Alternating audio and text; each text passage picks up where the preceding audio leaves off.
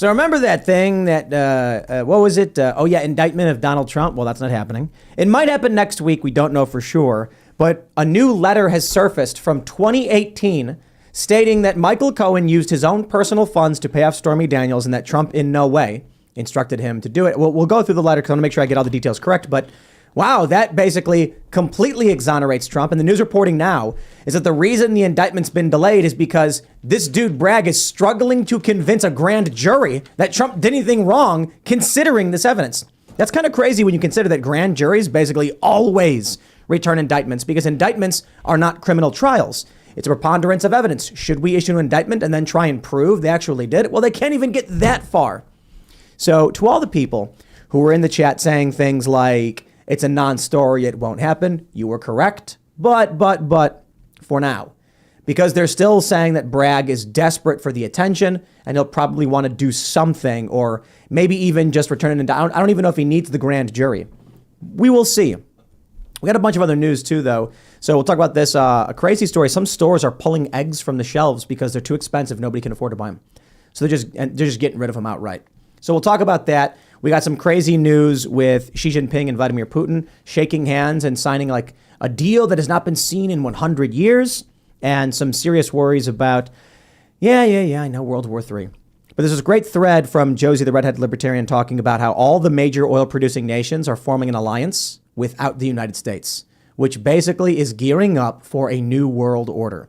I don't mean the new world order, a new world order in which the petrodollar doesn't matter.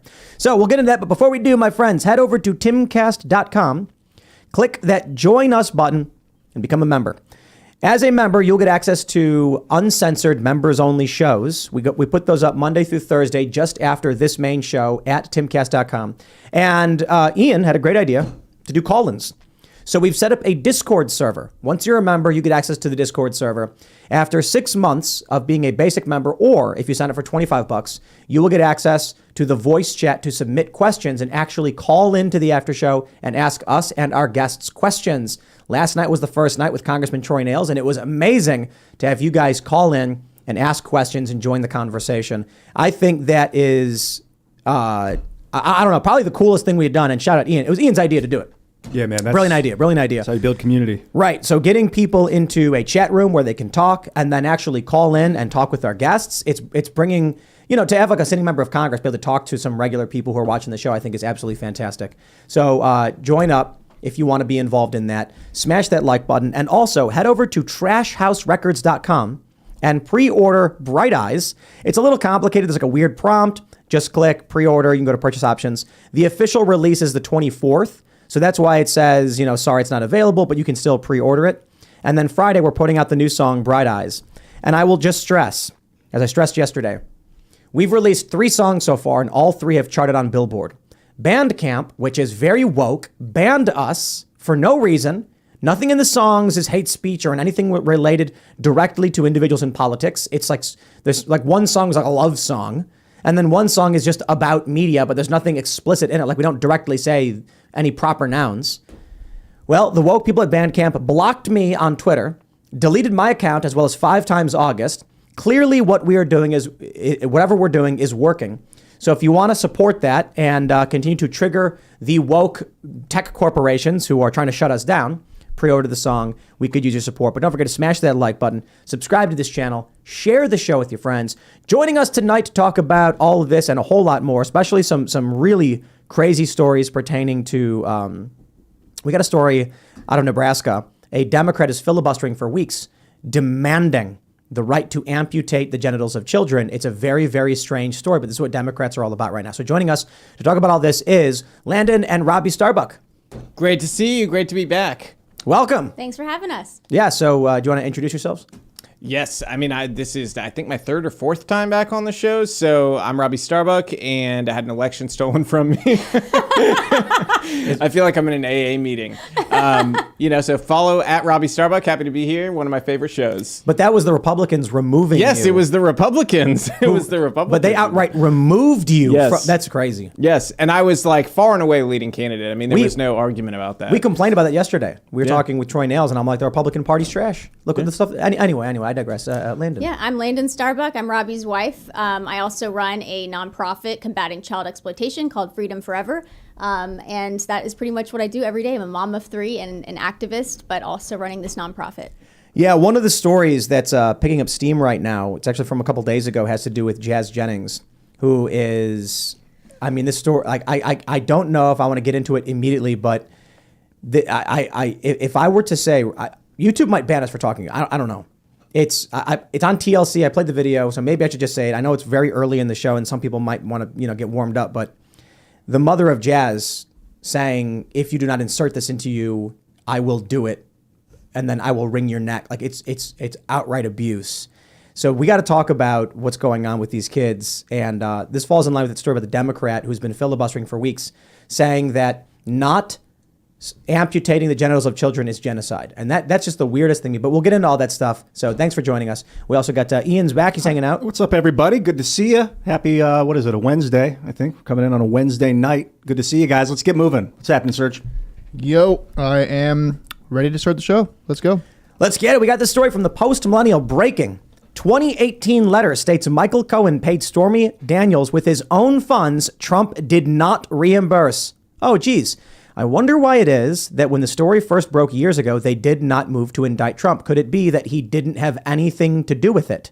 A 2018 letter from former Trump lawyer Michael Cohen's team to officials at the Federal Election Commission has revealed that the then president was not involved in the payment of alleged hush money to Stormy Daniels. The letter obtained by the Daily Mail stated that it was Cohen who paid Daniels $130,000 out of his own pocket. Quote, in a private transaction in 2016, before the U.S. presidential election, Mr. Cohen used his own personal funds to facilitate a payment of $130,000 to Ms. Stephanie Clifford. Neither the Trump organization nor the Trump campaign was a party to the transaction with Ms. Clifford, and neither reimbursed Mr. Cohen in the payment directly or indirectly. Cohen's team went on to explain that neither Mr. Cohen nor Essential Consultants LLC made any in-kind contributions to Trump for president or any other presidential campaign committee, nor was Cohen a government employee at the time. Thus, they argued the payment in question does not constitute a campaign contribution or expenditure, and therefore the FEC lacks jurisdiction over this matter. Well, that's it. There goes your story. There it goes. You can't indict him. I mean, this is crazy. This is crazy. Where is our country going if you're indicting a leading candidate for president on something which, by the way, this happened how long ago? Like, are we living in the past? This didn't happen recently. This letter is from 2018. So here, we have the actual letter right here. You can see it from Daily Mail. It says, McDermott, Will, and Emery, February 8th, 2018, to the FEC. So the question is, did this individual, Stephen M. Ryan, counsel for Michael Cohen, lie to the FEC? Likely not. It's more likely that it's been a witch hunt the whole time. Democrats have been weaponizing the justice system to go after Donald Trump with lies and smears, and this proves that it's all bunk nonsense. Yeah, and I would say Cohen wants payback because Cohen went to jail, which was really his own fault. He went to jail, and he blames Trump, and he didn't get a new job, didn't get money with Trump, and so he turned into an anti-Trump guy. And this was part of his scheme to be able to grow his star on the left, being the guy who took down Trump. Like and so he's willing to lie. Like Cheney, like Kinzinger. Was it Joe Walsh? Yep. These people know what they're doing. Mm-hmm. They're, you know what I think it is? People like Cohen go to prison, and then you'll see people like, Joe Walsh or whatever, and they're like, I know who butters my bread. I better just fall in line with the deep state. 100%. Why would Cohen pay Stormy Daniels $130,000 anyway? That part never made sense to me. I mean, I think it makes sense. It's a question of personal issues that we're not privy to. Right. Yeah. Is it possible that he's just super rich and it's like 130 grand's not much to take the pressure off Donald Trump? I'm just going to do it for him kind of thing? Maybe. It could be this.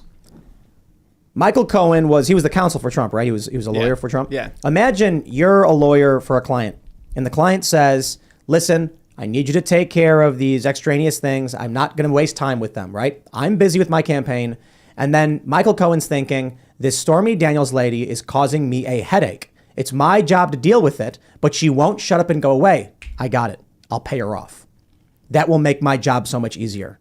Now, Donald Trump, in this scenario, this is hypothetical. Donald Trump doesn't go to Michael Cohen and say, pay her off, make her shut up. Donald Trump says, I don't know what this is all about. Figure out what's going on. I'm going to get back to work. You deal with it. And then Michael Cohen says, instead of doing my job, filing paperwork and having to deal with this, it's easier for me to just pay for her to go away personally and then just bill the hours to Trump. The Trump campaign likely then says, I have no idea what this is. Here's Michael Cohen. Here, this makes sense. Imagine that's what happened. They're claiming Trump paid the money to Stormy Daniels and called it legal fees.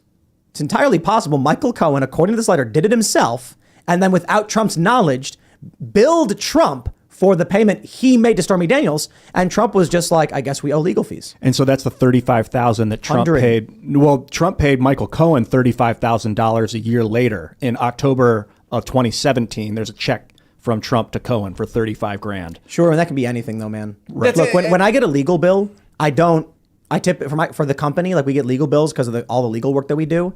Like I got to call a lawyer. Like we're going to file this, we're going to file that. New company, old company, copyright.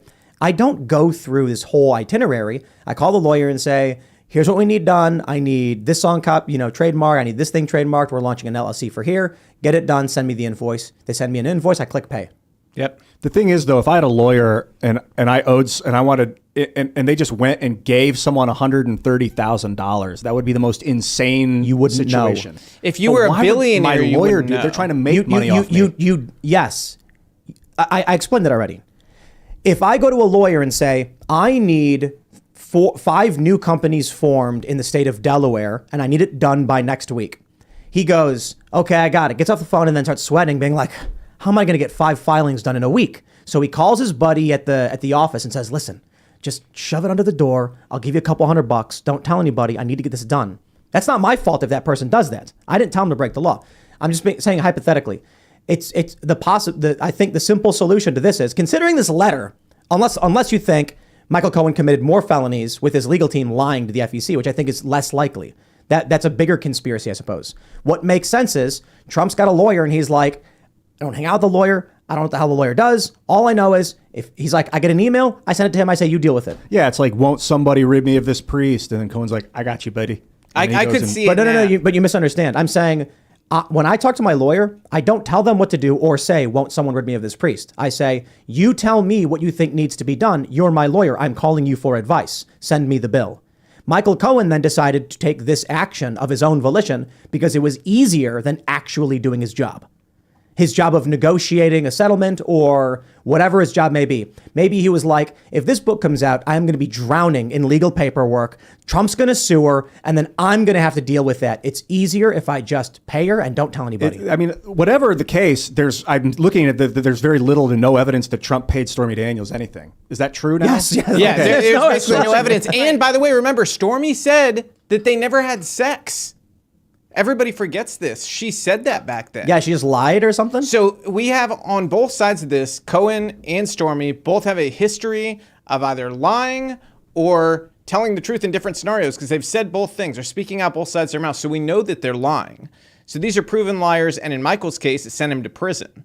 So we're supposed to take the words of these people. No serious prosecutor would take somebody like this and go, oh, I'm going to make this the crux of my case to take down a former president of the United States. That's ludicrous. And beyond that, I think Tim's exactly right. I can see it now in the Trumpian way. He's in there with Cohen. Cohen starts to bring something up. He goes, look, Michael, I just want you to take care of everything. I got the greatest campaign going on right now. The greatest campaign. I got to deal with that. You take care of everything else, okay? The checkbook's over there. and that's it, And imagine this. Michael Cohen thinking, if Stormy does this book, I am going to lose a client because Trump's campaign could be ruined.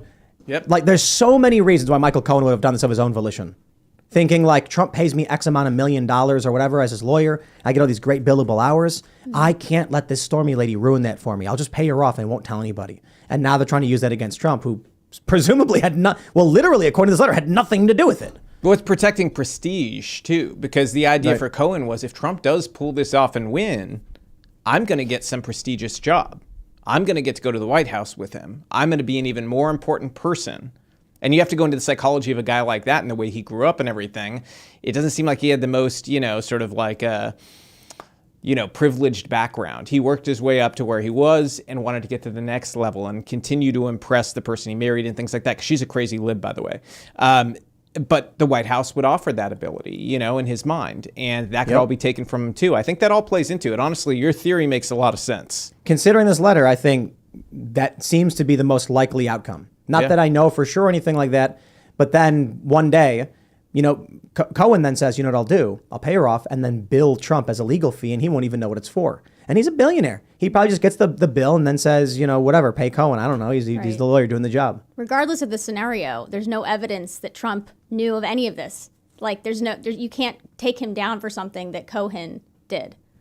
Yeah, there's no intention. There's no exchange of him knowing that this exchange took place. I really don't like plausible deniability where it's obvious that you told someone to do something for you, but there's no paper trail. I can't stand that because that's the seed of corruption. But at the same time, there's no evidence that he told him to do it. Right.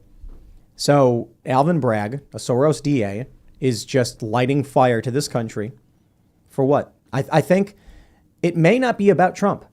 So this is a Soros DA. So much of what we've seen from them has been DC comic book villainy. Release the inmates from Arkham Asylum. They're doing it all across the country. This may be more indict the president by any means necessary to rip this country apart. Yep. Light a fire. Watch what happens. Watch everything burn. I definitely fall in line with that. I mean, I wrote a story. I was warning people about these Soros prosecutors probably about 5-6 years ago. I wrote a couple major pieces, one in the New York Post, about how Soros was using DAs to tear apart the fabric of America. And it totally makes sense if you think about it and you look at the micro level on what these DAs are doing to these cities and changing just the window of acceptability that people have about what they're willing to put up with and what is normalized and what is criminalized suddenly. Suddenly, violent crime is no longer important. Suddenly, violent speech is important, okay? And what they frame as violent speech becomes important. And wrong ideas become more and more dangerous. But actually going and breaking into somebody's house with their car, no, that's no big deal. That's just to be expected if you live in one of these hellholes. And I think that the reality that we're seeing play out here is these people keep amping it up time after time and time again. And this guy's just taking it to the next natural level, which is to start the biggest fire they've started yet. Yep. That's why people are saying, why would he try to indict Trump on this? Because this isn't what matters. The indictment is what matters. That's why I have a feeling I'm like, okay, so he was supposed to get indicted yesterday, then it was today, now it's not happening this week apparently. But I got a feeling this dude's going to do whatever he can to just file it so that it hits the press. It's going to enrage Trump supporters. It's going to cause, these woke libs to be like, woo, and hooting and screaming. It will be lighting a fire on this, lighting this country on fire. Yeah, and there's actually DC consultants that truly believe this is going to hurt Trump. Okay? I live in Tennessee. And I can tell you, this is not going to hurt Trump, okay? The people who are on the fence, because maybe they were upset about the vaccine, or maybe they were upset that J6 people were not given a pardon before he left, the nonviolent ones, or maybe they were upset that he gave the Presidential Commendation Medal to Fauci. Whatever the reason, the reason was, they were upset, okay? Even a lot of those people are going, oh no, this is a line we can't cross in America. This is something we cannot accept, and we're not going to accept political prosecutions. You know what? Trump's my guy now, because he's the one that's going to have to take this on, because they're personally going after him, and he's going to make it personal. And we need somebody who's going to make it personal and be a fighter against this. And I think they're going to be really, really in for a surprise when they see how the poll numbers continue to turn toward him if they do this. Yeah, we're in a kind of a culture of victimhood where victimhood makes you powerful. So I don't understand why they don't realize that victimizing Trump is going to make him more powerful or seem more powerful. He's like relegated himself to the corner of the internet on his own social network. Barely anyone hears from him. It's like radio silence. People are talking about DeSantis, and yet this liberal media company, these people are still bringing him into the spotlight. It's the same dumb thing they did in 2016 and got him elected. Hillary Clinton got him elected because all she did was talk about him. There's some people who think that this is also intentional to boost him because they would rather face him in a general. I tend to disagree with that. I think that they're genuinely still so hung up on Trump, and they're still so incensed by him, and they're still so fearful of the idea of populism rising in America that they're willing to do anything to take him down because of the idea he represents. And I think that's what they really fear, and we'll see how it plays out here. But I really think, just like Tim, they're going to indict him. I think that there's no question they're going to do that. And if it's not this, they're going to do it in Georgia with the Georgia case. But there's a couple different prosecutors, all far left, who have this as basically the crux of their campaign was going after Trump. One of them, if not multiple, and I tend to think it's going to be multiple, are going to drop indictments on him. And I've been saying that for a long time. I know Jack Posobiec has. I think you did too before on a show like 6 months or a year, maybe even a year ago. You said you thought they would indict him. Oh, yeah. And so this is something, it was not a secret. We all kind of saw this coming, that if you elect crazy people like this who campaign on this, one or two of them is going to go and actually do it. And that's where we're at. And they'll make up whatever reason. There doesn't need to be a reason. They don't need a reason. In fact, it's better that it's this, when we're talking about the fire starting method that they're kind of going after and causing division, than it is that it was a blatant murder on camera. Because that wouldn't cause the type of division they seek to cause. You know, and that's Marxism at its core. You know, dividing people has to happen because you've never seen Marxism or leftism thrive in a happy country. It only comes to be in chaos. So you have to create chaos. You know, it's why these Antifa people look like they're out of a Batman movie, and you pulled them out of a mental institution, and the Arkham. Joker's brought them out, and it's like, hey, you guys are going to work, let's go do this. Because if you look, like, every time I see the Andy No post where he's got like 40 Antifa people in a lineup, they look like they're out of Arkham Asylum every single time. 100%. Dude, every time. SSRIs all up in that. Oh, yeah. Adderall, God knows what psychotropics they're on legally. And the funny thing is, we're living in a comic book story, man. Trump is this billionaire who runs for president to try and fix the problem and fight back against a globalist elite, you know, and all that stuff. And then you got the villains are literally getting elected with an evil billionaire's money and then releasing the criminals. Imagine if you opened a Batman comic. No. Let's just say a Justice League comic. And Batman is meeting with Superman. Superman walks in and he's like, the alarms are all going off in the Watchtower. Superman's like, Batman, Bruce, what's happening? And he goes, all over the United States, criminals are being released from their prisons. How? It's Luthor. He used his vast wealth to get a bunch of district attorneys into power, who then started releasing criminals on the streets, wreaking chaos. And then the conflict of the story is like, how do you get these criminals back in jail when it was done through a legal process? This is why I always liked Lex Luthor as a villain, because he had the arc where he is a legitimate businessman. I love the arc where he runs for president, does it legitimately, and Superman can't touch him. That's what we're seeing with these Soros DAs, with the woke left politicians going after Trump in this way. Releasing the criminals is as comic book villain as it gets. And we all know it's happening. I mean, come on. I want to know, who are we in the comic book? You know, that's an interesting question. But beyond that, you know, when you look at this, one of the real problems is the weakness of the institutions on the right and the you know, we'll call it the Republican Party in general, but it's really sort of the old guard Republicans, because they can't say they weren't warned. They had people warning them this was going to happen, and they didn't even try to fight it. They didn't even try to stop it. They didn't try to put up some independent and fund them really well in these races. They didn't try anything to try to stop these Soros DAs. They just sort of thought, hey, they sound crazy. They're saying crazy stuff. That helps us because we can cut ads of them saying crazy stuff. And the truth is, no, we're not living in that world anymore, guys. You let communists into power and you let them destroy a country. We're not talking about the ads for your next cycle because they said some crazy thing. We were talking about this with Troy Nails yesterday. He's a good dude. And I feel a little bad because it was more like me getting angry and then kind of just yelling. Because I'm like, instead of looking at what Democrats do to win, it's just this defeatist mentality about the 2020 election being stolen. And then that's when I brought up you. And I'm like, you know, I think it was Phil Labonte, he was on the show, and he mentions Ronna McDaniel winning with Harmeet Dillon running for RNC chair. Some real change. After all this failure and defeat, they just keep doing the same thing. And then I'm like, look at what the RNC does to Robby Starbuck. He's like this up and coming, very prominent. He's younger. Everybody's super like into him. Handsome. Handsome, you know? Tall. And they're Tall, like, very tall. yes, absolutely. Strong. Like, this Magnificent guy ponytail. should be a new voice in Congress. And the Republican Party removed you. Yeah. What happened with that? What exactly happened? They decided that they wanted somebody else. And this is, I mean, this sounds so crazy to people. They can't believe it because I've never heard of it happening before. Like, I didn't even know this was a thing that was possible. You can go run a race for over a year. You can win over the hearts and minds of people. You can be just killing everybody in the polls. And all of a sudden, some people can get together and be like, well, we've decided we don't want you to be the standard bearer of our party. We think that could not be a good thing for us, so we're going to go ahead and choose somebody else so you can't be on the ballot. It's like, I thought I lived in America where people get to vote and decide who they want.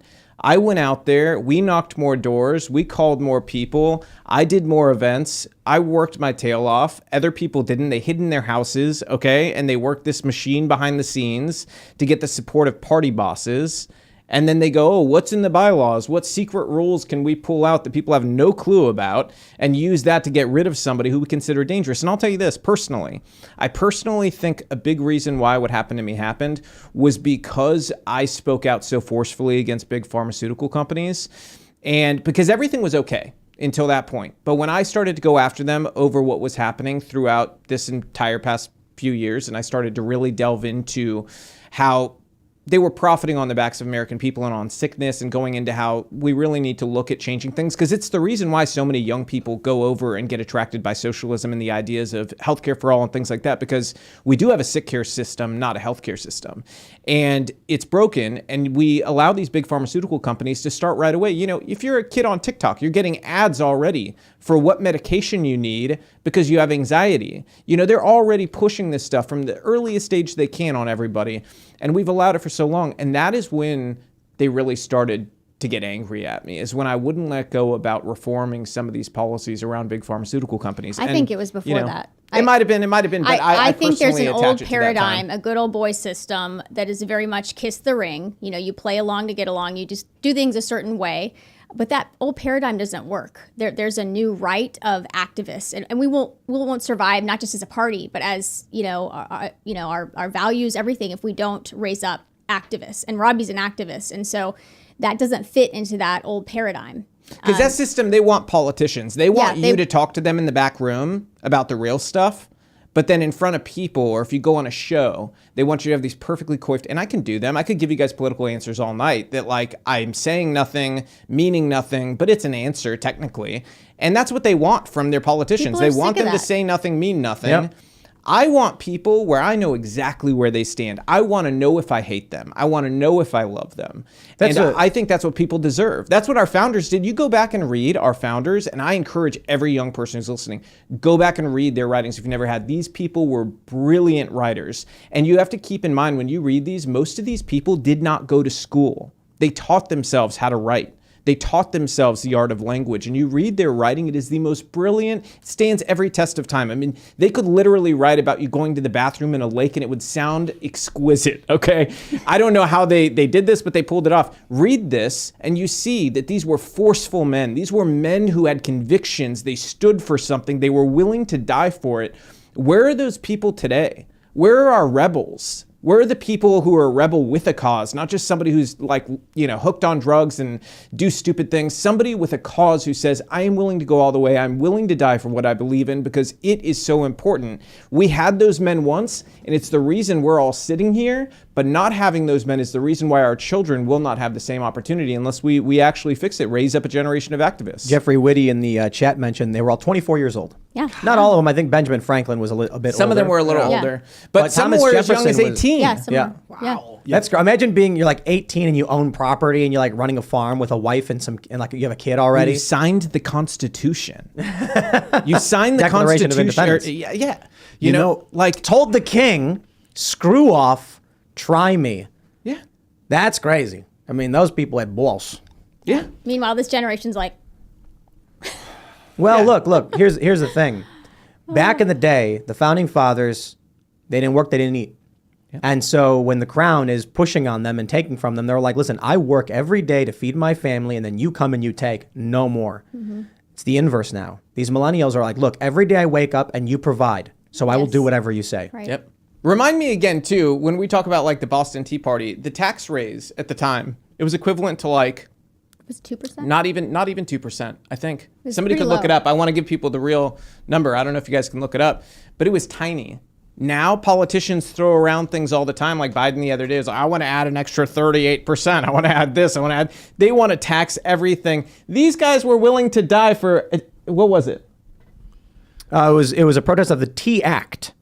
And the Tea Act to undercut the price of illegal tea smuggled into the British colonies. Basically, it was going to make it so that they had to pay more for tea that came from the East India Trading Company. But it was like the equivalent of today, like less than 2% hike in the cost. Was it just like the final straw of a bunch of things that have been building and building? The act granted the company the right to directly ship its tea to North America and the right to the duty-free export of tea from Britain. Although the tax imposed by the Townshend Acts and collected in the colonies remained in force, it received royal assent. So I don't think it was specifically about taxes. I think it was about, it was about taxes, but it was about, what is it? The smuggled tax passing on the cost. 86% of all tea in America was smuggled Dutch tea. Right. So all of a sudden, the cost of tea was going to skyrocket because they were like, no, you now have to buy from this company because they're beleaguered and they need your sales. Yep. Or they need your purchases. Well, and the skyrocket, again, is like around it, what would be equivalent to today, like a 2% hike, in your overall cost. Today, they could propose a 50% extra tax on us and people just go along with their day and they're happy to scroll the phone. And like, no big deal. Back then, they were like, no, 2%, we're going to go die for this. Okay. We'll burn the ships. I'm sorry, the Townshend Acts was a series of taxes and regulations to fund the administration of the British colonies in America. And that was a tax hike that pissed everybody off because then tea became ridiculously expensive. What year was that? Indirect tax on glass, leads, paints, paper, and tea, all of which had to be imported from Britain. Then when they were told you now have to buy the East India Company's tea and you can't smuggle it anymore, it's like, well, now tea's expensive. So they threw it in the harbor. And what we got going on today is inflation, which is causing the price of goods to go up because of the supply chain problems and all other reasons. And so we can't blame them for taxing us, even though they've caused the cost to go up. We can. Me and Tim are like, we absolutely can blame them, yes. Yeah, look at the Federal Reserve. I blame them for all of it. I think Tim and I are on like the same monetary train, and we don't have enough people in Congress who are on the same train. Like, I think that the vast majority of taxes out there are blatantly criminal. They're blatantly criminal. We need a flat tax, if anything, that is just very easy, very fair. Get rid of the IRS. Just have a flat tax. I don't know if I'm on board with a flat tax necessarily. I'm closer to Steve Bannon on this one, but not as far as he goes, because Bannon wants a wealth tax. And I'm like, I'm not for that. But, Bannon's position is the wealthy elites are ripping us off and they're rigging the game in their favor. And I'm like, it's very populist of you. I mean, it's like an Occupy Wall Street position. He's like, well, it's true. And so he's like, I'm all for the wealth tax. Tax the bikini waxes. Tax all these billionaires and take everything from them. And I'm like, okay, well, I don't go that far, but I'm somewhere in the middle, I guess. And it's really funny that Bannon's got like a traditional liberal position on taxation. Well, I think that's a lot of populists, and I tend to agree with him. Here's the thing that I would tell conservatives who for a long time defended not raising taxes on somebody like Jeff Bezos. Jeff Bezos hates you. The billionaire class, they hate Republicans more than anything. They hate populist Republicans. They hate all Republicans, okay? There's very few exceptions to that rule. There's maybe 3 or 4 billionaires I know who are more conservative leaning. All the rest that are very publicly well known, they're extremely far left, and if they're not personally, they allow their image to be presented as such because it's beneficial to them. So really they have no values, which in turn to me means you're a leftist, because if you have no values, you stand for nothing. You're allowing everything to happen that's happening with our culture and society being torn to shreds.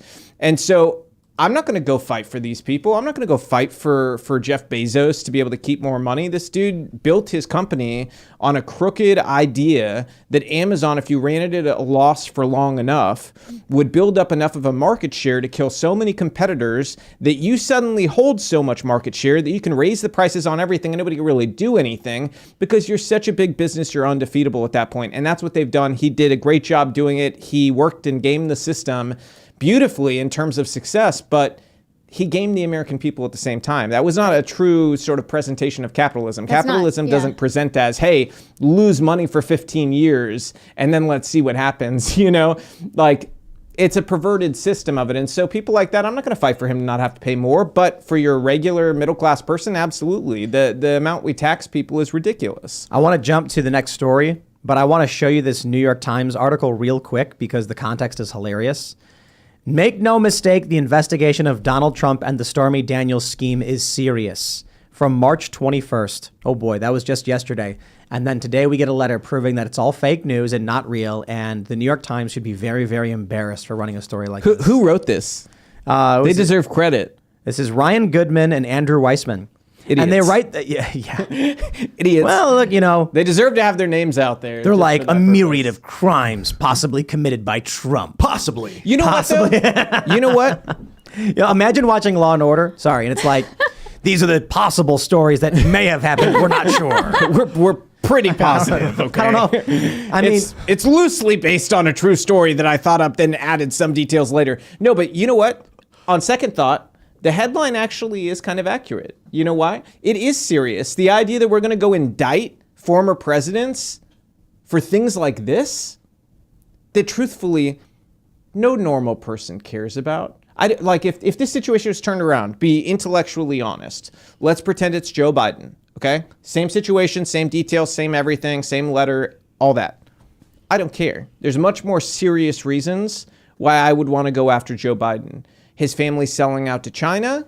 You know, the evidence now that was released this week by congressional members who were Republican that show the bank statements showing that members of the Biden family got money from a Chinese entity that came straight from the Chinese government, and it got spread across multiple members of the Biden family. Quid That pro I find quo. more concerning. I find Ukraine? that much more concerning. Right. Ukraine and getting the prosecutor fired, I find that much more concerning. Hunter Biden's laptop full of 300 plus crimes, I find that more concerning. I don't find a story like this, if this was going on with Joe Biden, I'd intellectually, honestly be able to say, I don't care, we look silly doing this. We better not do this. I'm going to come out swinging against it because I'm not going to make myself look personally stupid. But apparently Democrats don't have that value. They don't have that chip in their head that goes, you know what, I don't want to personally be embarrassed by this.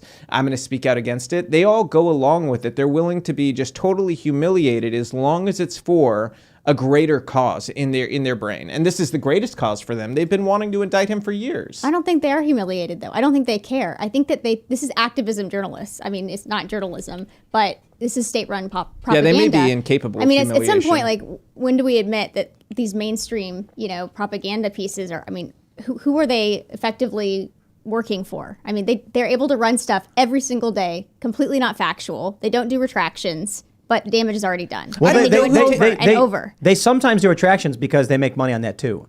So you can write a news story. Ian Crossland does backflip, and then everyone's shocked, and they click it, and it gets 1 million views, and it's fake news. Then the next day you run another story. Apologies, Ian actually did a front flip, and then you try and milk the views. The ad sales you get from that fake article, you don't give the money back.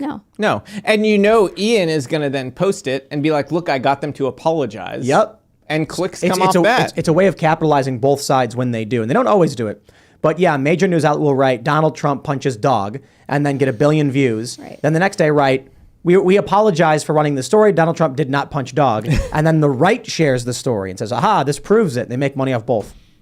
Amazing, huh?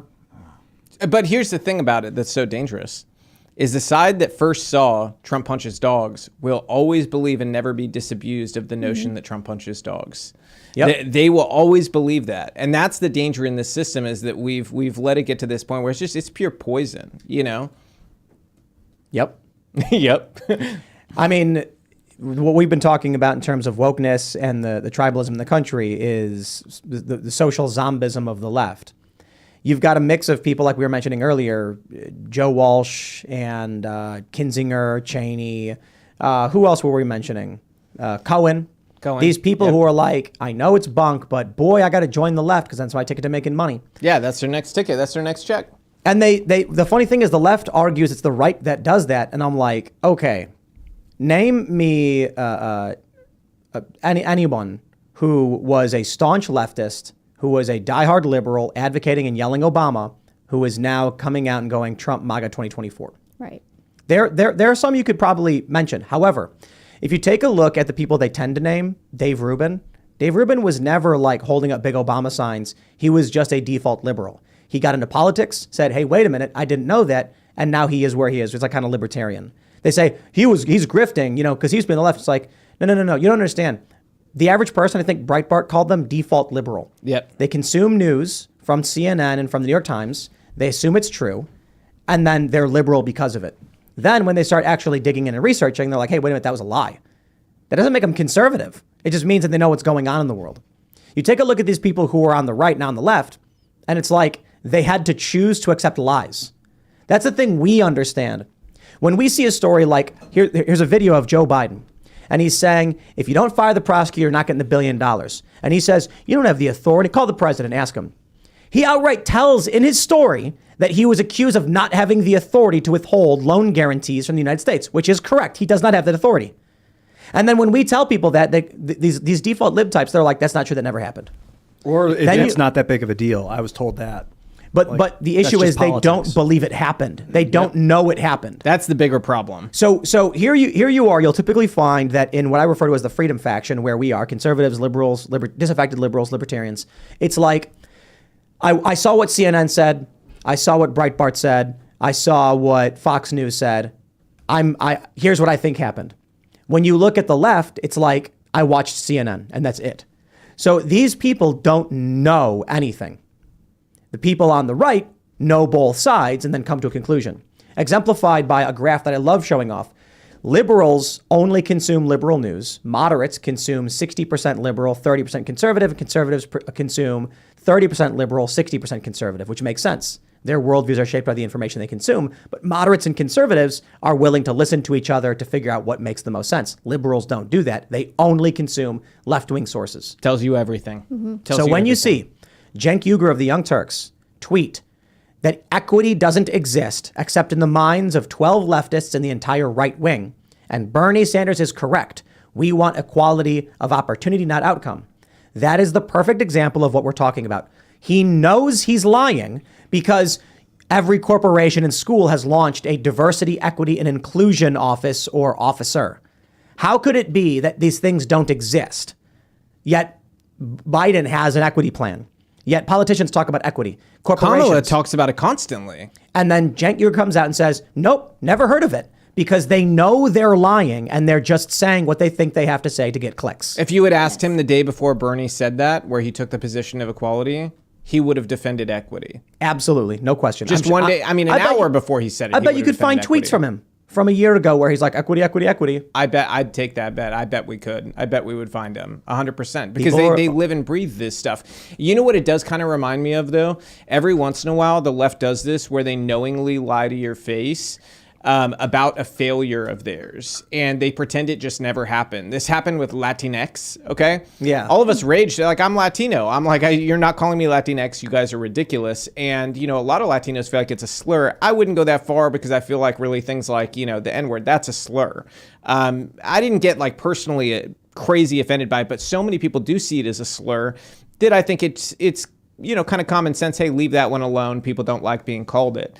But they just kept going with it, and they put it on every TV station. It was like, instead of Latino stories, which by the way is ludicrous. Like, I'm Latino. We don't need our own section on Amazon that says Latino stories. Like, just put movies up there. Let people pick what they want. I find it personally kind of, imagine there being a white section, like whites only section. That's what they do for Latinos. It's like Latino They do it films. for the Black History Channel. Yep, they do it for black folks as well. And I just think it's actually really offensive. Like, you know, I think it's kind of ludicrous. We need you don't think we can find movies we like without you putting a Latino sign? But they pretended this whole thing with Latinx, that this should be normalized. And then once it failed and all the Latinos hated it and they started voting Republican, Democrats pretended it never happened. Yep. They go, oh, no, none of us said that. None of us like that. We don't, you are Latinos, obviously. This is a couple crazy people from college. It's like literally the entire journalism changed. The AP style guide changed to saying Latinx. All of your different news outlets said it. You had every single entertainment section in the country change from Latino to Latinx.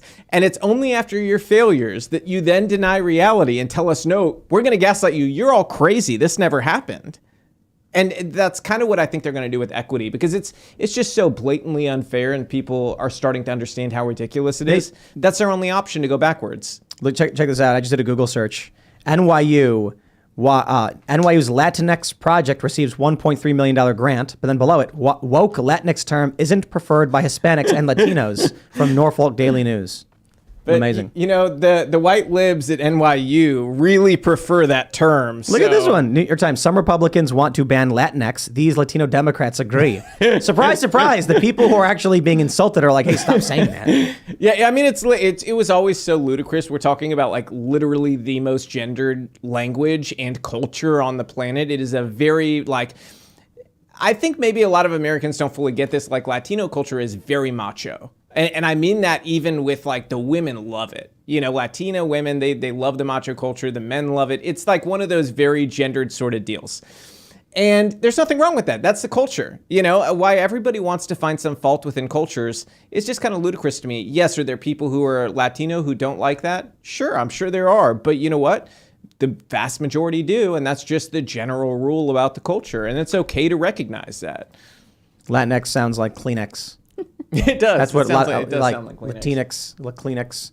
And that's what a lot of people are like. It's kind of just don't call people words that they didn't want to be called. It's funny because the left is like, call me what I demand to be called or else. Also, we're going to call you what we want to call you. Yes. It's like, okay, it's a really weird thing. It's a weird set of rules they have. They just recycle bad ideas and then rebrand them and then retract what they said that, whatever doesn't work. They just throw it against the wall and they're like, okay, that one worked. They accepted. Yes. They accepted transphobia. Let's see if it works with Latinx. Well, there's no consistent foundation of values on the left. That's why there is such fluctuations where on the right, we didn't change our position. We value freedom. We don't want to, chop children's genitals off.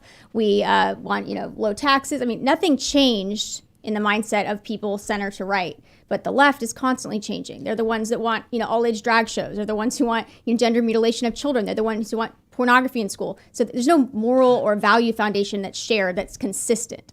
There is one thing that changed on the right, and it also changed on the left. The left used to be an anti-war party. The right used to be a pro-war party. That is reversing. The normal people I meet out in rural states and everything, they don't want to get into another forever war. They don't want to send their sons to die again for some, elitist plot to go take some whatever natural resource from some other country. They don't want to do it. They're not going to fall for it again. They don't want to spend their money there.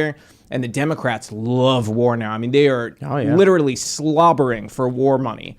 And that's a big change in party politics. Like, I think you go 10 years out, I don't think you can effectively be anti-war at all and vote for Democrats. And I think it's going to be sort of similar. It's that way now. It's that way now.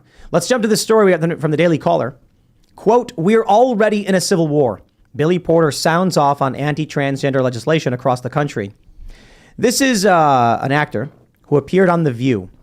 And he said, we're already in a civil war. It's a civil war of the mind. They're trying to take your mind. And I felt like that was him desperately trying to walk things back.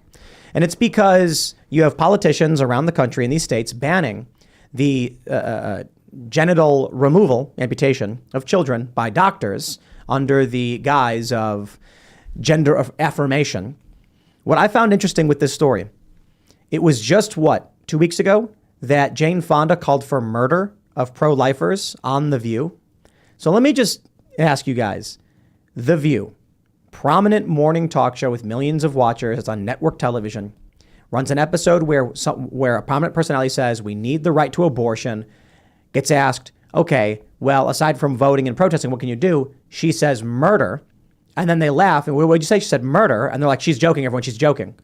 And then a week or two later, a guy comes on and says, we're already in a civil war.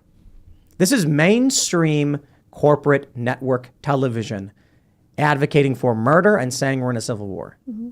At what point, I feel like everyone thinks that a house fire starts by you sitting in a room, then boom, the house is just in flames. Every single room's on fire. And you're like, whoa, my house is on fire. Like they don't realize that it could be a tiny little kindling on your curtains.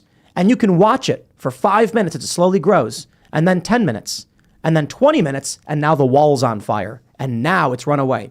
And then 10, 20 minutes later, now half your building gets consumed because it's exponential growth.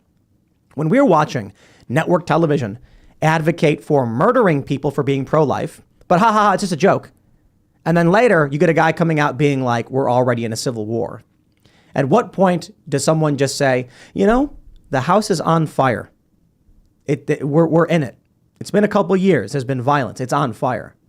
Oh, I'll say it. The house is on fire. It is. It's kind of burning down. We're at that. It's not just like a kindling. It's not just the wall. We're at that point where we are close to having no united place for everybody to live under the same roof. And we desperately need people to put down the flames if we want to be able to maintain that. The question is, do we want to maintain that? Do we want to live together? I'll tell Billy this. My wife and I have proudly been a part of legislation we helped get passed in Tennessee to ban these transgender surgeries, they're sex changes, it's mutilation of somebody's genitals, and to ban the hormone treatments for kids and puberty blockers. So basically, the law essentially is you have to wait till you're 18 to make decisions, okay? I don't think that's too wild. I think, honestly, if it was my personal opinion injected into it, people would wait a lot longer or never have it done, because I think that there's an underlying cause that really needs to be seen. But in Billy's case, I will say this. He loves to wear dresses, and I just have a general rule. I have two rules. One is I don't ever answer emails from people who put pronouns in their thing. I don't care if they're offering me $1 million. I'm not answering them. The other one is I don't take advice or take seriously men who wear dresses. Billy loves to wear dresses, so I'm just going to disregard what he says. But in terms of what you said on the Civil War front, we're at that point where they have lit the fire. I'm wearing jeans. I'm okay with that. Jeans are cool. Yeah, I'll listen to okay. you. Yeah, don't put a dress on. What about women wearing jeans? They're cool, right? They're cool, yeah. But you put a dress on, I am out. I'm out. And no, actually, I'll listen to Ian. We'll put up a wall here. I had a similar thought. It wasn't that I didn't know he wore dresses, but I don't know who this guy is, so I'm not going to take him seriously. I mean, a lot of people have a lot of opinions about us being at war, about the world ending, about horror and trauma, and like I don't give a fuck. Like, it's not you that. have some sort of established it's reason. The View. It's them on The View with him going, yeah. They've got a track record. And by the of way, being when they said stupid. she was joking, she had her face going, "No, I'm not." Yeah, and she looks around like, well, no, I'm not. Yeah. And by the way, can we pull up pictures of him? I don't know. I'm not like in control of this show, but if we can pull up pictures of his dresses, I would like to remind people, if we can get a picture of him in his dresses, that this is what the left takes seriously as an intellectual. Okay, Daily Caller. that they take seriously a guy like this. And look, I don't care. The issue is their worldview is so different. There is no point at which we bring them together. Everyone, look. The last thing we want is national divorce. China was going to take over the world. Yeah, well, it's already happening. They got to deal with Russia. The BRICS nations are talking about working with the Saudis. You've got Saudi Arabia. They're going to be trading oil and yuan. We are losing. It's happening because we have, you know what, man? We've been defeated. Put it simply, China, dude. We are very close. We're on the mentality is the defeat. We're on the precipice. We have a country run by a family that is doing deals with China. They're not running it, though. It's a banking establishment that's running it. Sure, and China's winning. And the petrodollar is failing. And for better or for worse, America's standing as the unipolar power is done. You could say winning, but I don't think it's done. I don't think it's over. I mean, yes, definitely I the believe liberal economic order. The U.S. empire's done. The liberal economic order, it's really the British Empire. But yeah, the U.S. economic order. I think the United States will exist. It will continue. But what I see happening right now is TikTok, for instance, Chinese company, and it's telling our kids. You're getting that dude who's saying he does those videos where he's like, leave your parents. Jeffrey Marsh. Yeah, and he's like, I created a Patreon so that you can send messages to me privately. You know what I mean? And you get people like Dylan Mulvaney. We went over Dylan Mulvaney's TikTok, and it's sad. Because when he started making content, it's clear he was trying to figure out what would get him views. Mm-hmm. Animal content, talking about Broadway, LGBT content, and then he made a non-binary video, 1 million views. Then he comes out as trans, 3 million views. And from there, he's getting millions upon millions of views. It's obvious all he wanted, in my opinion at least, was the attention. Right. In China, TikTok is science and education. So what I mean to say is when we've been defeated is that the people who believe in America, the people who want America to be strong, are being fought from within by people who have no principles, no morals, and just want to win. Nothing, apparently. They want to castrate children.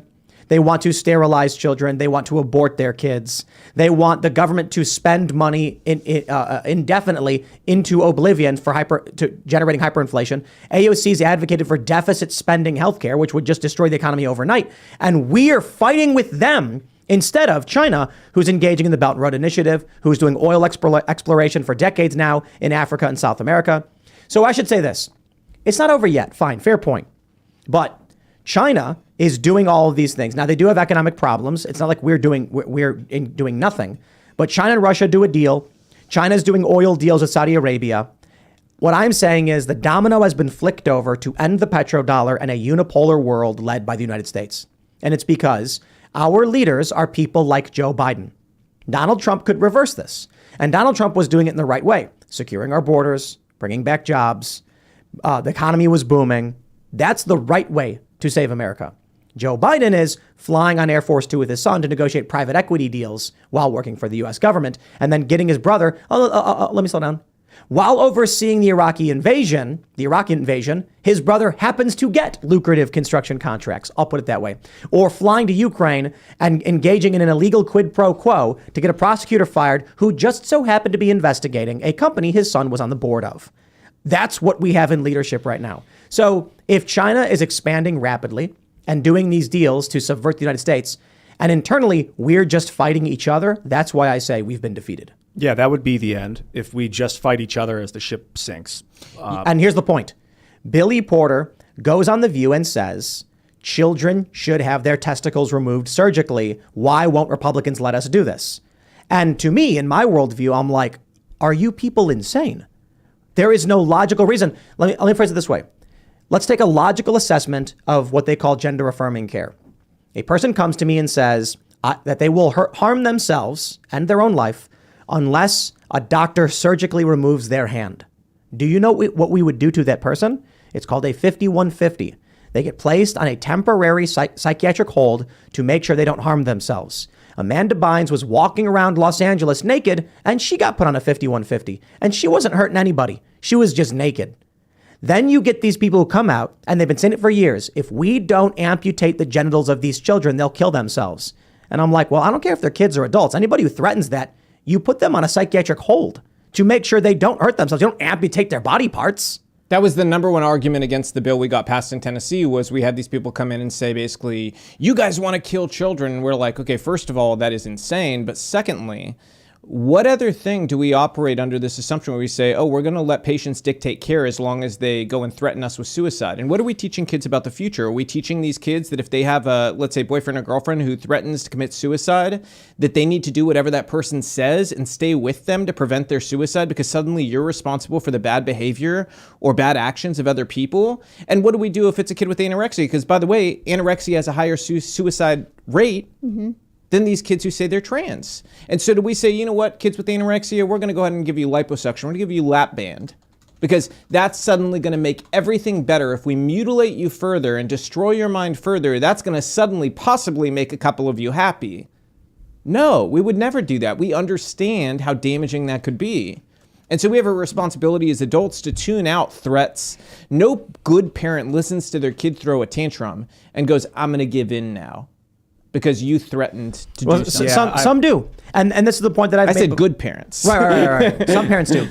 I've explained the woke stuff as the mother in the ice cream shop and the kids screaming, I want 2 scoops. And the mother's going, okay, please stop yelling. Oh, you're yelling in my ear. Oh, please give him ice cream. I had a personal experience where I dated a girl that was suicidal, and I tried to be there for her. You can't. At least from my experience, it wasn't effective. It couldn't stop it. She tried to kill herself. There's nothing I could do about it. I just had to live my life. And it was like, of course, me going and living my life was the day she did it, but that doesn't mean that it wouldn't have happened if I just sat there crying in the room next to her, waiting for her to figure it out one day. Like, you can't, man, and it's not your fault if they do that. All you can do is love people, give them the tools, and sometimes loving them means doing hard things and things they may not like, you know? And I think that's the truth of it. And I think what Tim said is absolutely true. If you have a child who's genuinely threatening to commit suicide, if you don't chop off their genitals, you need to get them psychiatric care and you need to get it to them urgently. Instead, they're affirming all of it. Like, if body dysmorphia is a real thing, I brought it up on the Rogan podcast with Dorsey and Vijagade, because I've done the research on it. I'm like, there are people who will stage accidents to get body parts amputated. There was one story I read about a guy who cut a tree down, and then as it was falling, he put his arm under it so that it would crush his arm to force an amputation because he wanted his arm removed and the doctors would not do it. Is the argument that if you get like Whoopi Goldberg and she's like, we're going back to this and holds up a hanger.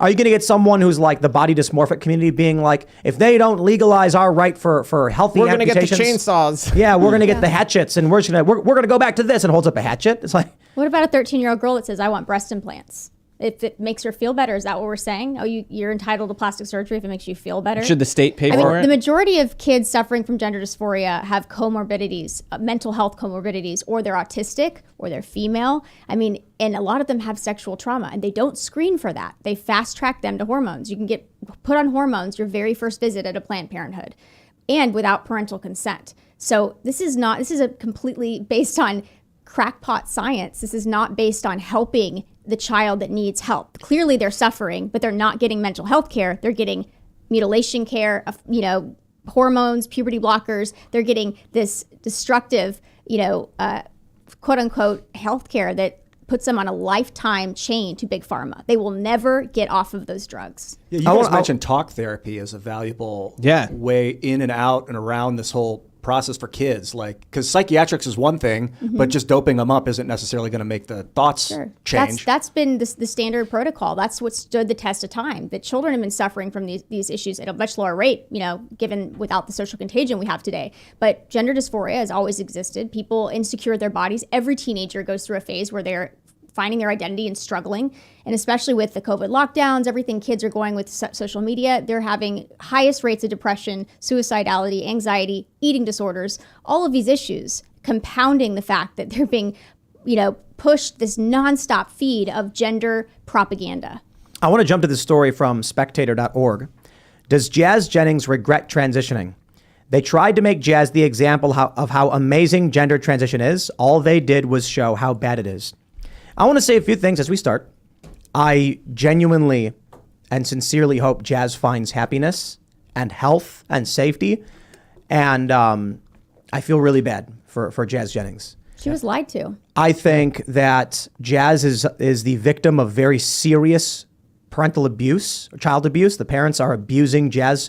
And I'm going to play a video for you guys, which you may find disturbing. However, it aired on TLC. And because it airs on cable television nationwide, I would make the argument that YouTube has no standing to take any issue with the video I'm going to play for you. Nothing in it is graphic, except for the statements made by Jazz Jennings' mother, who threatens to, I'm just going to say it, forcefully insert a lubricated dilator into the pelvic wound of her child. On cable television says, "And if you don't, I will wring your neck." Tell me this is not child abuse and how this is on television. And then we'll talk about the issue of Jazz. And I believe Jazz Jennings desperately needs state intervention. I'm not a big statist. I'm a little statist. I think there should be some, I'm not an anarchist. I think the state is okay to a little bit. All right. And this is one of the instances where I think the state needs to intervene. Jazz is an adult at this point. Yeah, she's 23. But just about 22. The state needs to take Jazz away from these people. I'm going to play you this clip, and there's two of them actually. This is disturbing. You've been warned. But with her, I'm worried about her mental well-being and her dilation. The minute she leaves my house, we have a dilation problem. That is a concern. When you don't have that watchful eye, they tend to go back to old patterns. I have woken Jazz out of a dead sleep and taken the dilator and put the lubrication on it and said, "Here, you take this and you put it in your vagina. If not, I will." But Jazz is bad, even when I'm home once a day. I will be so mad if she goes away to college and that thing seals up. I will wring her neck. Can you imagine? No, I can't imagine. I will wring her neck if she doesn't. So the story here is that Jazz Jennings is not using a dilator. For those that aren't familiar, a dilator is a tool that trans women use to spread the wound that is created to simulate a vagina. It's called the neovagina. And they have to do it forever. Forever, to prevent the closure of the wound. When you get a slash wound, the wound attempts to close itself. So when they did surgery on Jazz to create it's a facsimile, it's I don't know how you would scientifically describe it. A wound with surgically grafted stomach lining to simulate a sexual organ. They call it a neovagina, but it's not a vagina, so I don't think that makes sense to say. Jazz is not doing this. So for whatever reason, Jazz does not want to do this. So the mother says she wakes Jazz up in the middle of the night, takes the dilator, lubricates it, and says, "Stick it in or I will." That is horrifying. And then she says if she goes off to college and doesn't do this and it closes up, I will wring her neck. Could you imagine?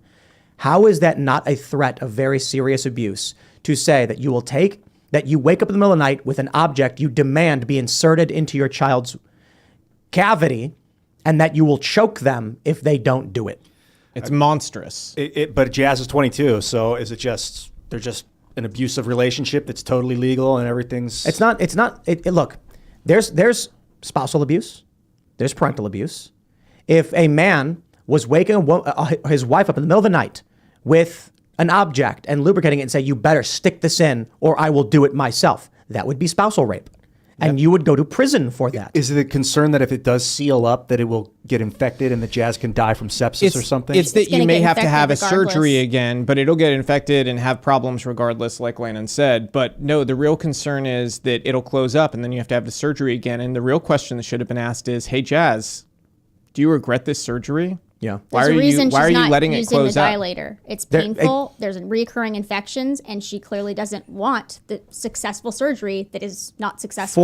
Four surgeries. She was lied Right. to. So here you have a human being, Jazz, clearly not wanting to do this, and a mother forcing her to do it with the threat of violence. Let me play this clip for you from the show as well. So, are you feeling like you wanted to start talking about? Are you okay? I'm okay. I'm like I'm gonna cry. But You know I can't get out of my head. I know. No, listen. I It know. just doesn't stop. It's okay. Give me a hug. It's okay. I know what you're going through. We've been there before. No, it still doesn't stop now. I And I'm know. already going Well, back the to more you- negative. But the more you're talking about yourself, it gets harder. Mm-hmm. You're digging in, and it's making you put a magnifying glass on what's already difficult as it is.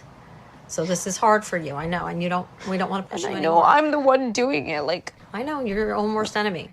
Oh my God, that mom's a psycho. You're your own worst enemy. You're the one doing it. place, and like my mind is very cluttered and not clear. And I really want to have that clarity. I really want to understand myself and be able to read my own soul and what I want. And it's just very challenging. And I think I'm kind of breaking down a little bit and spiraling into negativity. I just want to feel like myself. Like, that's Right. it. I don't Like the care. old Jazz? All I want is to be happy and feel like me. And I don't feel like What me is me? ever. I don't feel like me ever. Do you know that Jennings has also started dating women? Yeah. And that should not be shocking to people. I believe Jazz Jennings is suffering from gender dysphoria. 1,000%. And I think probably deep down experiencing regret over the surgeries that they've had and the hormones they've had. I don't know if regret is the right word, because regret to me would signify Jazz making a decision, then later on saying, I should not have done that.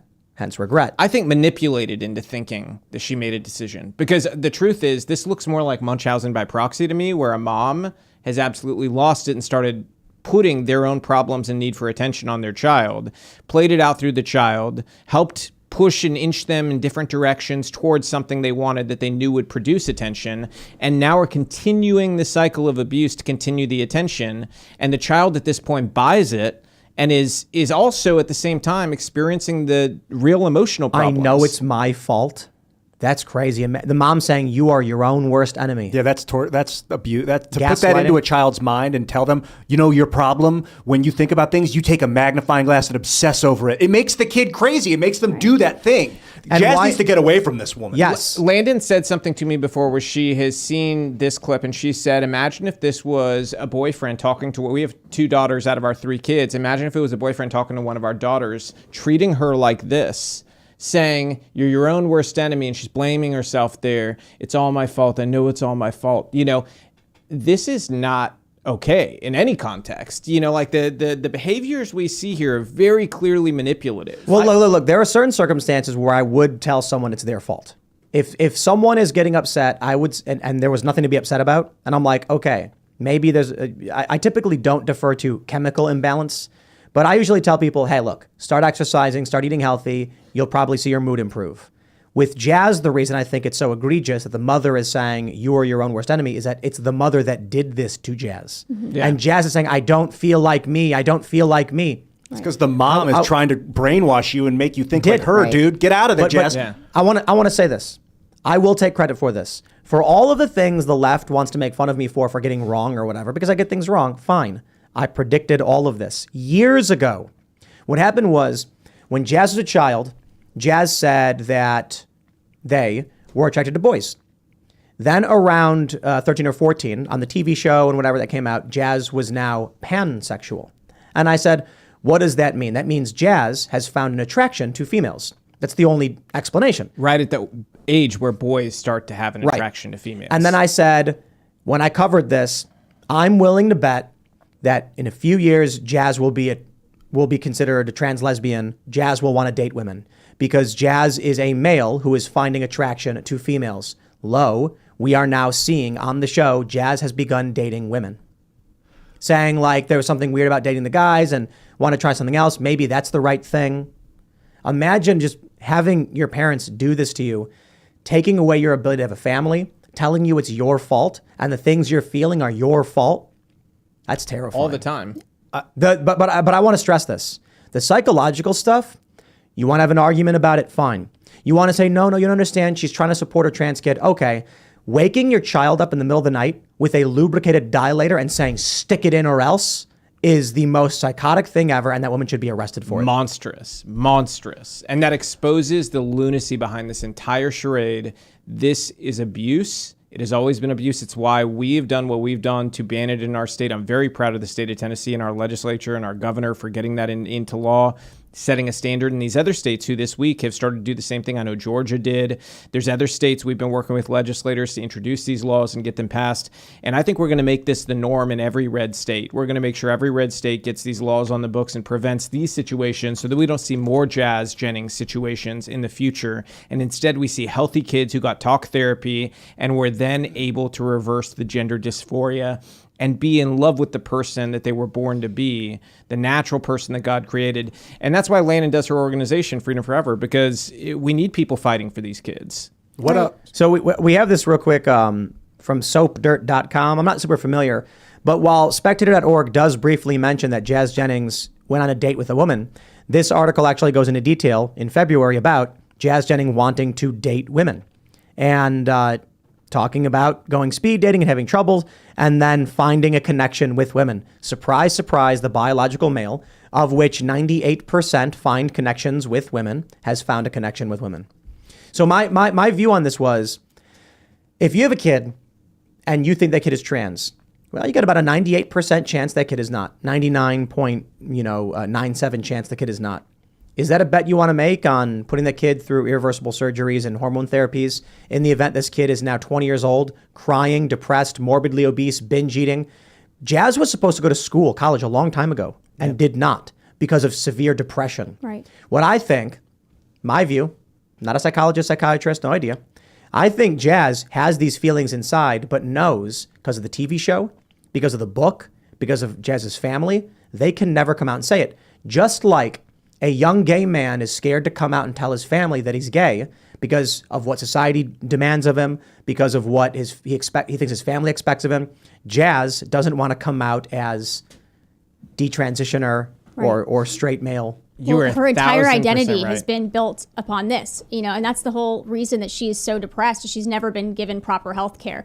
That the message from the beginning is that you were born in the wrong body. Imagine like just the trauma that causes a child to be told, something's wrong with you. You were born in the wrong body. That sets up a child on a lifetime dependency of external validation. So she's talking about her soul. Clearly, she's searching for an identity and meaning beyond the superficial identity, the woke, gender identity, your sexuality. They're going to say, oh, just experiment with your sexuality, experiment with your gender, and have surgeries and get on the blockers, all of these things. And that path just is a path to self-destruction, lifelong dependency on big pharma, gaping wound in her neo vagina, which will never be a real functioning vagina. This is medical exploitation. That's the proper term for what is happening to these children. There is only one reason to perform a penile inversion vaginoplasty on a minor. Jazz was 17 years old when this surgery was performed. It is to create a wound that a male can insert his penis into for sexual pleasure. That's it. Jazz cannot feel any pleasure based on the hormone blocker treatments. That is a statement made by the doctor who treated Jazz, that they need to slow down on what they're doing because these young males who undergo these treatments lose sexual function and feeling. Right. Sexual abuse. So Jazz, one of the reasons Jazz probably does not want to dilate at all is because it serves no legitimate function for Jazz's life other than to let a man have sex with the wound. And feminists are standing up for this. The left-wing feminists are standing up for this. We're going to make somebody do this for the pleasure of men, for a man, and let that man also pretend to be one of us and pretend that this should be a normal thing for women to do this. Because it's crazy. This grafted wound will provide no pleasure for a woman. Nothing. In fact, No. for women, isn't this whole idea of creating a vagina out of a penis kind of, I mean, I've never actually asked you, isn't it offensive? Absolutely. Everything about this is about the erasure of women. My womanhood is not a construct. We are a class of people. And everything from the woman face that's happening to the erasure of our actual, identity and calling us cis people, birthing persons, breast or chest feeders is so incredibly demeaning.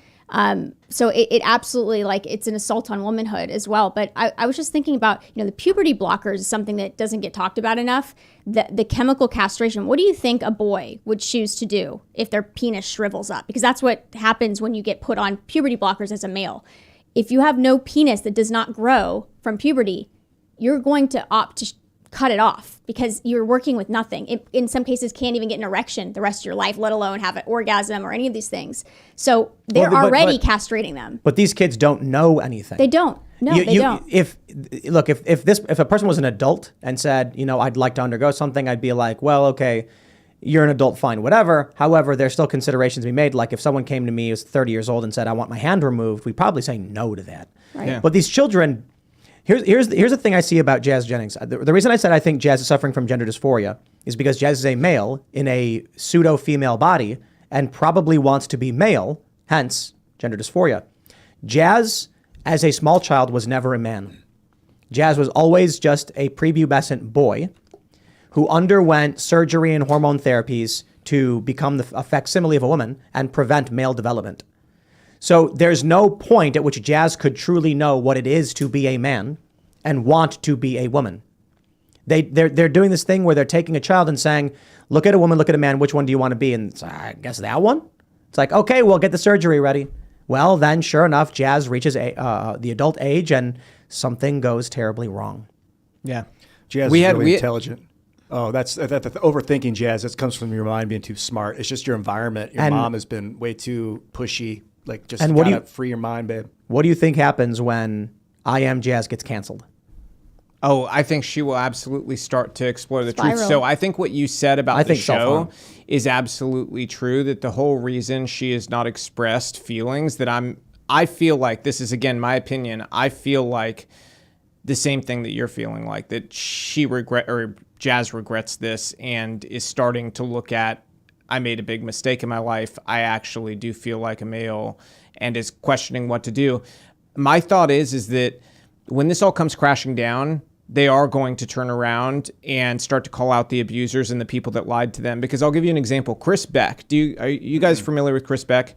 He's a Navy SEAL, served 13 tours overseas, became the first special operator who came out as trans, did a whole special on CNN.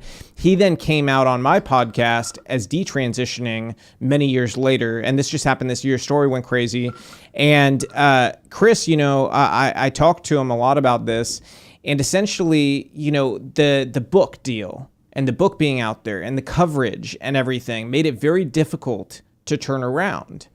And it was bravery that made him turn around and tell the truth about what happened and how the military was really just out of control with this whole thing. I mean, if you hear the whole story, it's insane. I mean, it was first appointment, within 20 minutes, he was given hormones, okay? A doctor that worked with the government convinced him to write a book to make money on being transgender to help normalize transgenderism. And the media helped sell it, to sell the idea that even the most masculine men can question their gender and become women, and it all worked. I mean, this laid the groundwork for where we are now. And now that very person they used for propaganda is now today the person standing up saying, do not let this happen to children. I needed to speak up because this is torture, what this did. These kids don't deserve it. And doing it from a place of love, He's speaking up because he doesn't want anybody to get hurt. Yeah, I'm thinking about if someone made a YouTube channel about cutting your hand off and they cut their hand off and they're like, kids, you can do it too. If you probably feel like you don't have a hand already, that's okay. Just cut it. Like that person I would consider a danger to society, and I would want them at least taken off TV, not because I hate them, because I want to protect the kid. Yeah. I don't want kids to start. And what about school teachers doing it?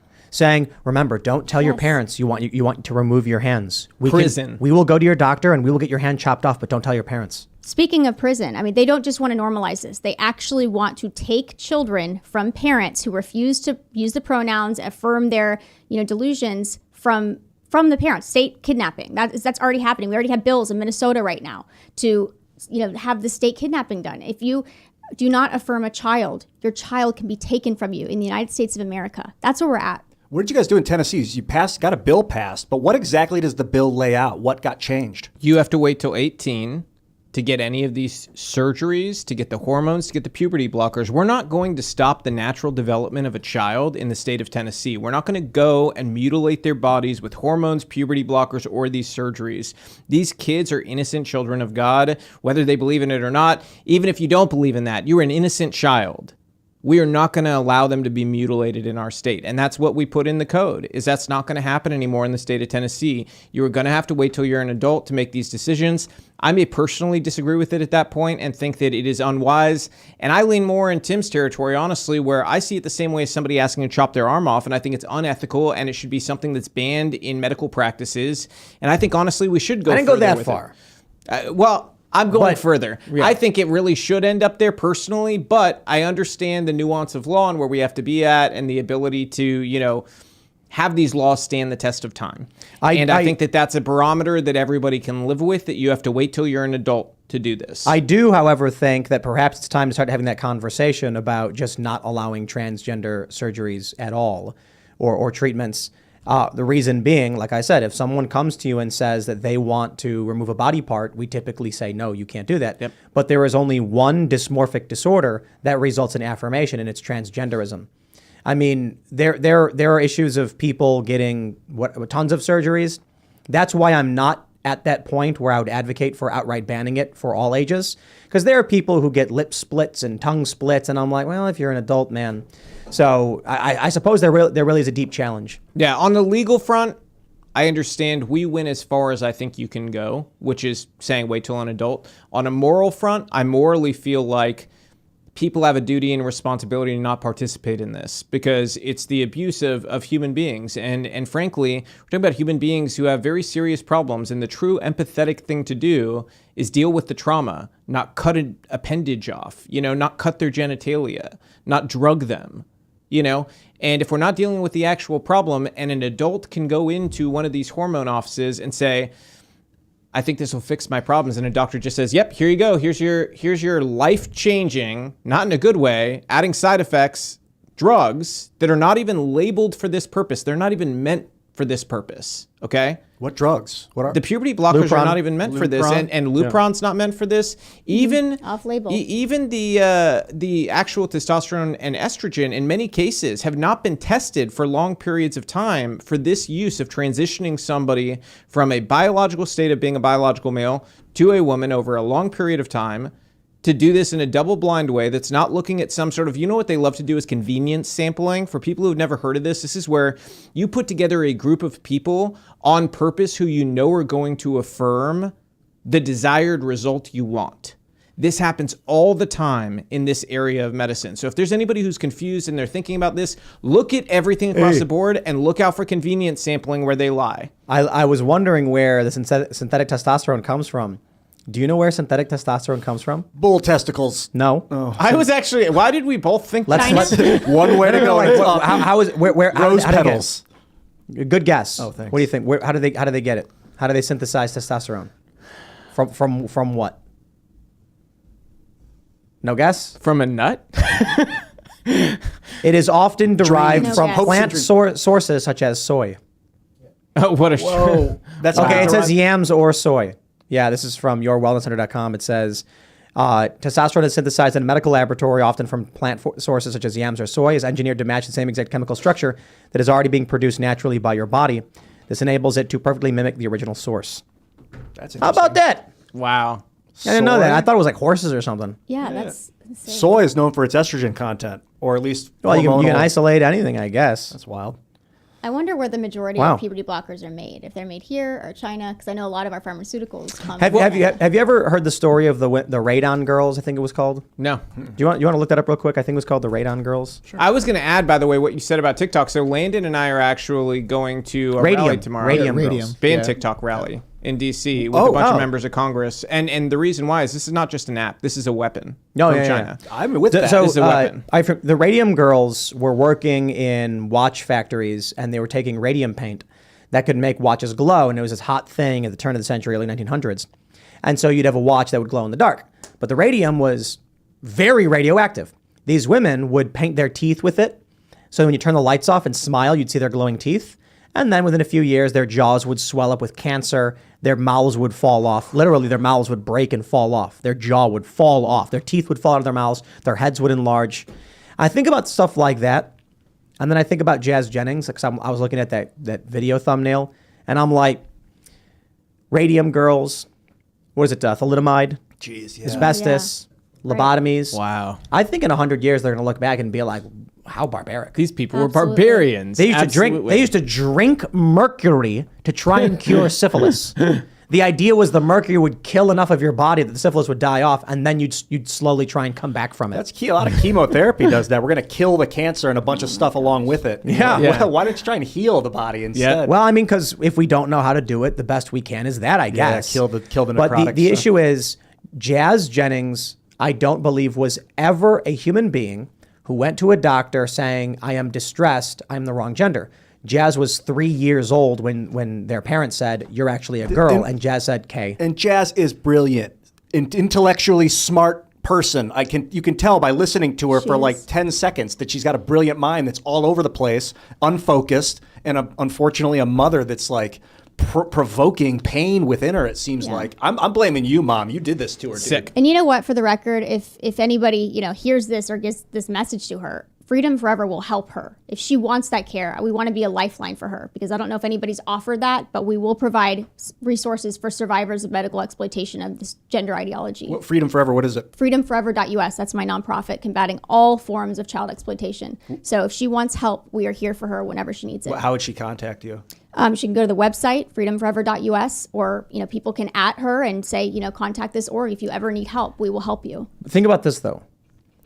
There was a post in 2016 that someone took a post, a coming out story, what it was like coming out to their parents as gay, and they changed gay to Trump supporter. And it was funny because a bunch of Trump supporters are like, wow, that's hilarious. It was saying kind of generic things like, I'm worried what my parents will think if they find out that I'm insert voting for Trump. My parents are really against this. They watch the news all the time, and their views are very much blah, blah, blah. And, my friends will be mad at me, and I'm worried what people will think. I thought that was funny. I want you to imagine what it would be like, Robby, if you came out tomorrow with an Antifa shirt on and just said, I have been lying, I am Antifa 100%. What would your friends say? What would your colleagues say? It would be very stressful for you, right? They would say, honestly, I think they would all laugh and be like, come on, Robby, nobody believes that. But if you came out and seriously told all of your closest friends and family that something they believed to be true was no longer true. Yeah. If Jazz were to come out on TV to family and friends and sponsors, I'm a guy, this was a mistake, that would completely destroy everything Jazz has. I think it would destroy this whole thing that's going on right now. Sure, I think she's okay, yes. But my point is just that Jazz will not do it. She might. I If you've had pray enough that pain, Jazz is brave enough to sometimes do it people choose and to be the change. person that they were born to be, and to embrace it and to let people love you back to life. Because here's the thing. Sometimes I do think people on our side can be guilty of reacting really harshly to some of these people as they get older. And it's because we start to forget these were people who were abused as children, and in many cases have sexual traumas from being raped. And we do have to have some form of empathy to the trauma that these people have experienced. And with somebody like Jazz, some people are mad because they say, well, Jazz helped normalize this whole thing and it's hurt other people. Well, I blame her parents for that, frankly, and the doctors who lied and acted unethically. This is somebody who was abused as a child and is now an adult. And if we open our arms and say, hey, we're willing to love you back to life for the person that you actually were born to be, maybe it won't be Jazz, but somebody will embrace us. Jazz's doctor has come out saying it was wrong. Yep. So Jazz's doctor is not the person who lied. Jazz's doctor is the person who screwed up and then came out and said, holy crap, this was a mistake. Well, I watched the doctor lie. I watched previous episodes, like all the way through. I watched Doctor lie from when they sold the idea of surgery Okay, well, to I'll the take it back. reality of surgery and what happened, and making it sound like it would solve everything and make things better. And then later seeing what we all see now with Jazz, And saying, clearly oops. 4 surgeries later, side effects later, damage later. In fact, Jazz at one point said she wouldn't even look at what happened after the surgeries initially because it was so horrific. They didn't want her to look. Wow. And when Jazz needs to Jazz get ended away up from taking these people, when Jazz man. ended up taking a peek, she said it was horrifying. And I keep saying Where are the she. resources? I'm only saying because Jazz is a female name. It's like by just that natural order of things. You want to say she, but we all know this is a biological male, and that's indisputable. And these differences occur for a reason, and we've got to embrace our differences and get somebody like Jazz to love themselves back to life. There to what are they were supposed virtually to no be. resources available for detransitioners, not medically, not mental health care, unless they do digging or find organizations like ours. That's the problem. Every single detransitioner I've spoken with, their surgeons won't solve their unresolved issues. They don't want to touch them. They will not help, deal with the issues, all the aftermath left behind. So there's a real mental health and, physical health gap in what these detransitioners are experiencing. And I would say the majority of the ones that I've spoken to and work with have sexual trauma. In the genderqueer book, we have to bring up because Ian bought it, and it was very smart of him to do so. As much as I don't want this individual to get money from this, have you ever read it? Oh yes, we exposed Sadly. it years ago. And so what we've talked about in the show is many conservative commentators who reference it never actually read it. They don't know it's a story about a little girl who was abused by her parents, who was peeing in the yard, who couldn't read till 12 and would wear crusted, dirty pads that smelled so bad the school counselor had to give her a talking to, like, you need to clean your body. That's child abuse. It's also a sign of trafficking and exploitation. And it results in a person who's deeply confused and traumatized. Jazz is very much the same. Yes. How we save these people from this abuse is I don't know. Because we used to have a system, we created a system, Child Protective Services, to be like, they're not doing No, they're doing anything. the opposite. Yeah. Someone Yes. super chatted. If a kid threatened to hurt themselves and you brought them to the doctor, they would enforce the surgeries. They're enforcers now. They're absolute enforcers for the ideology. They will literally report the parents to CPS Yes. to have the parents removed from the home if the parents are even questioning this in a way that they feel is not affirming. But not They're part of the system here. They're the people profiting off this. They're profiting off the surgeries and the hormones. Right. One of the organizations that we work with has one case of a girl named Sage who was trafficked not once but twice through CPS after being forcefully put into state care because her caretakers, her family, would not affirm her transitioning. Okay, so that's what we're dealing with. That's what happens when you don't affirm your child. That's what they're trying to normalize. They're not just saying, hey, let's be tolerant. They're literally trying to steal children and use our government, CPS systems to facilitate this. I think we have to have like a bigger conversation as a country about CPS at some point too, because this is separate from this, but what's going on in a lot of states with CPS is criminal. When you see the types of situations, they're stealing kids and creating lifelong emotional trauma by taking them from their parents over ridiculous things. It's really scary. It's scary when you hear these stories. Just a case happened actually in Tennessee that I'm trying to help these people. They don't even live in Tennessee. They're from Georgia. The dad got pulled over, had a little bit of weed. And initially the police told the mom she could take the kids, drive them back home. But she's like, well, I live in Georgia. I'm going to have to go bail my husband out first. She goes to the police station to do it. And they end up calling CPS. They take the kids from her and they end up mandating a drug test on her. And so they don't even have the results of that, but they take the children. And even if it was marijuana, we're talking about somebody that could have done marijuana previously, weeks earlier in Georgia, and still had it in a follicle test or something. And you're saying that's good police work to steal these children, create lifelong traumas, and possibly place them with a dangerous person when they're in no danger? Didn't George Floyd Crazy. Didn't George Floyd have kids in the back when he was on an 8-ball behind the wheel? He had kids? What happened to those I don't know if he kids? had kids. It was him and some other guy. Girlfriend and okay. No, he was with some guy. Anyway, I don't want to deflect. I think That's you're thinking of insane. Jacob Blake. Yeah, that was the he guy had who 2 kids in went the for the back. knife and who had raped that woman. All right, we're going to go to Super Chat. So if you haven't already, would you kindly smash that like button, subscribe to this channel, share the show with your friends, and most importantly, head over to timcast.com, become a member by clicking Join Us. You'll also notice there is a Discord sign up where we are going to have, in the uncensored after show on timcast.com, a call-in section where we'll bring in, I think we're going to do like 3 to 5, maybe 3 callers. We're trying to figure out the right number. I know there's a lot of people, so we want to give everyone a chance, but you can submit questions. We'll actually bring you onto the show to ask questions of the crew and our guests. So become a member. It'd be really, we really appreciate your support. All right, let's read those super chats. Get your super chats in. Colin Stevens says, the reason it felt wrong saying firearm deaths are the top killer for children is because the CDC citation covers kids up to the adult age of 19. Oh, so like 18-year-olds in combat? Wait, so this actually is worse than what they said. There are multiple definitions. It used to be up to 18 because naturally at 18 you're an adult.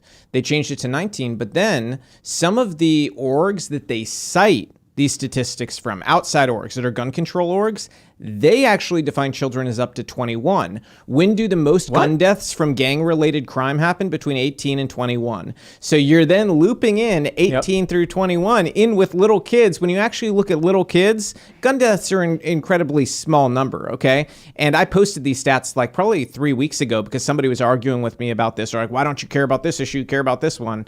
And when you look at the actual facts, this is pseudoscience again, that they're pushing to push a narrative. All you got to do is, if you're sitting down with people like Billy Porter and he goes, the number one cause of death in children is guns. You simply go, oh, fair point. But I mean, we're not talking about 12-year-olds here. We're talking about 18-year-olds. So, I mean, what's the stat on how many, 15 and younger are killed by firearms? Much lower.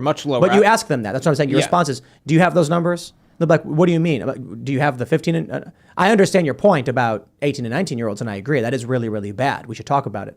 But do we have the numbers on? Can you guys pull that? And then they'll be like, I don't know. Well, I did this. Okay, when they had the big George Floyd riots, I actually went to the BLM protest. It wasn't a riot that happened in Franklin, Tennessee, and I went by accident. Actually, we were just going to get pizza, and we got boxed in and blocked in by these protesters. And I said, you know what, honey, I'm gonna go talk to them. And Lena's like, oh no. And so I go out there, and I did this on live stream, and I just went up to them. I said, look, guys, I'm gonna be perfectly honest with you, and no joke, I'm not joking, you guys. I was wearing a shirt at the time that said, I am Republican. Okay, I just happened to be wearing it because I didn't have anything else clean. And this was like one of those weekend deals where like you're not in clothes to go on camera, but I did it anyways. And I asked all of them the same question. How many unarmed black males do you think were killed by police this year? I got answers as high as 15,000 unarmed black males they believed were murdered by police that year. Was it 9? It was under 30. So, and that's if you take the most favorable statistics that Washington Post shooting tracker, because the natural thing, they always go, where are you getting those numbers? And I was like, I'm going to help you. Let's go to Washington Post. They have a shooting tracker here. They line it up completely by armed, unarmed, race, and go through all these categories, showed them how to do it. And I said, so even in the worst case scenario, it's in the 20s, whereas the white unarmed is in the 30s. And then they go, well, what about per capita? And I said, well, let's look at those per capita rates. Where are they happening? Mm-hmm. And I took them to the per capita rates and showed them that per capita, the number one place where young black men die unarmed is in Democrat cities. And so, and I say, let's extrapolate from that. Let's look at it for just crime instead of looking at it by police. Why has nobody protested this? And the number is wildly different than the number killed by police. And it's very clear why. It doesn't serve the narrative. And that's the truth of where we are. And if we don't actually call out reality, we're going to allow this to perpetuate and continue. All right, we got Deborah Muller says, fantastic after show last night. Great questions from the audio room. It was great. Our first few callers called in and got to speak with Congressman Troy Nails. It was really awesome. So I'm really excited about that because we've got some prominent guests coming up. And even, having Robby and Landon here, it's going to be awesome for people who normally just listen, get a chance to actually talk to us and ask you guys some questions. So become a member at timcast.com. Even us. Yeah. Even us. Goldilocks Production says moral courage is the most valuable and usually the most absent characteristic in men. General George S. Patton, a general from the U.S. Army in World War II, and for some reason, many of his quotes still ring true today. Mm-hmm. Absolutely. Ready to Rumble says, when you order Steven Seagal from Wish, you get Robby Starbuck.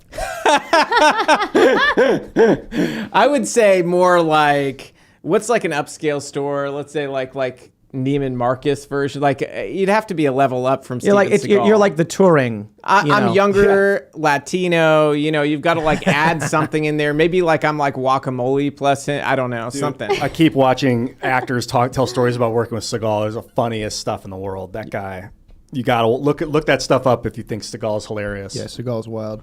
All right. Hayden Lewis says, "Hi, gang. I found out the Willow Project the other day was a proposal passed by Biden to sell Alaska for oil drilling. Many Gen Z are outraged by it. I'm for it." I was talking to a guy from Alaska this past weekend, and he's like, this dude, I mentioned something about Alaska. He goes, "Oh, I'm from Alaska." And I was like, "Oh, wow. I don't think we do enough development there." And he goes, "Most Alaskans would agree with you." And then I'm like, and it's probably because a bunch of wealthy Democrat elite types don't want their playground to be sold. And he goes, "Yes, they get mad because they're like, oh, but you'll hurt the caribou." And he's like, the caribou are overpopulated. Yeah. There's too many of them. He's like, we'd like to eat them. Yeah. Exactly. No, I'm all with you. And you know what? The only reason Biden did this in the first place is because it was a political no-win for him no matter what he did, because they knew that denying this was actually going to hurt them on other projects, and that they had already had the promises necessary to move this forward for so long that it's quickly going to get torn up in court if they do something. They already have enough problems on their hands. They said, you know what, we've been hit on the energy front. Gas prices were a problem. We're not going to create that problem again.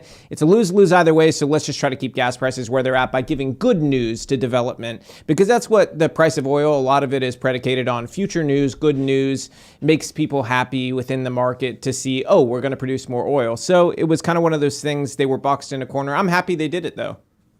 Nick Napper says, "You only catch flack when you're over target." That's right. Unless, someone's come to your house and they're shooting at you, I guess. Something happened. Raymond G. Stanley Jr., what up? He says, "Tim, why must you radicalize me?" Fine.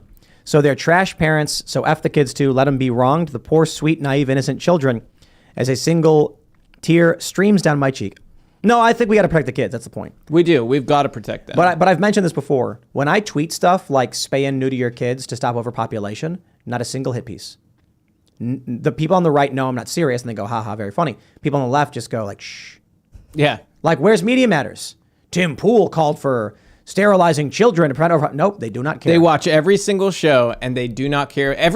Honestly, you know what? You should start a new segment where you say something outrageous that they should cover, and then they don't. To find out what they really care about, because clearly they don't care about that. They agree with that idea. I like quoting things in reference to how they take things out of context.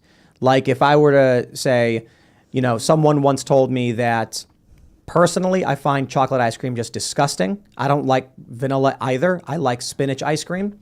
I heard a guy say that once and I thought that was crazy. So the point of saying that is that they'll then quote the fake quote and attribute it to me. Like, Tim Pool hates chocolate ice cream and vanilla and hates asparagus ice cream. Totally would. Yep. That's what would happen. Tony Ty says, "Tim and Ian, awesome show. Great job." Hell there yeah, you go. Tony. What about us? Yeah. Now you guys are cool too. Matthew Schneider says, "Just pre-ordered Bright Eyes. You guys rock and keep up the good work." Yes, trashhouserecords.com, and you can pre-order it today. The song comes out, I think, first thing Friday morning. And then from Friday throughout the whole next week, as we normally do, we'll be promoting it and try and get as many sales as possible. As I mentioned, we've released 3 songs. All 3 have charted on Billboard, which is the envy of so many musicians who have been working for a very long time and have never been able to pull that off. And I've heard every excuse in the book from the left about how it's fake or we don't deserve it or it's stupid. My favorite was, like, people were like, the only reason you got on Billboard is because you have a bunch of fans who bought your song. And I was like, yes, that's literally what getting on Billboard. When fans buy your music, that's what we're doing. So thank you. But like the idea is supposed to be that Taylor Swift gets on Billboard because every digital streaming service platform places her songs on loop. Yeah. That is what we're supposed to be happy about, that the machine just says, here's music to listen to. And she got fans, don't get me wrong. But we're actually fighting an uphill battle to do this. When we get on Billboard, it's in spite of everything they've put in front of us. Bandcamp banned us, Bryson Gray, 5 times August, because there's one thing they fear. They don't care if we talk politics. That's why this show is on the air. It's no threat to them. The real threat is if we're influencing people with culture and art. Yes. That's why they didn't like John Lennon.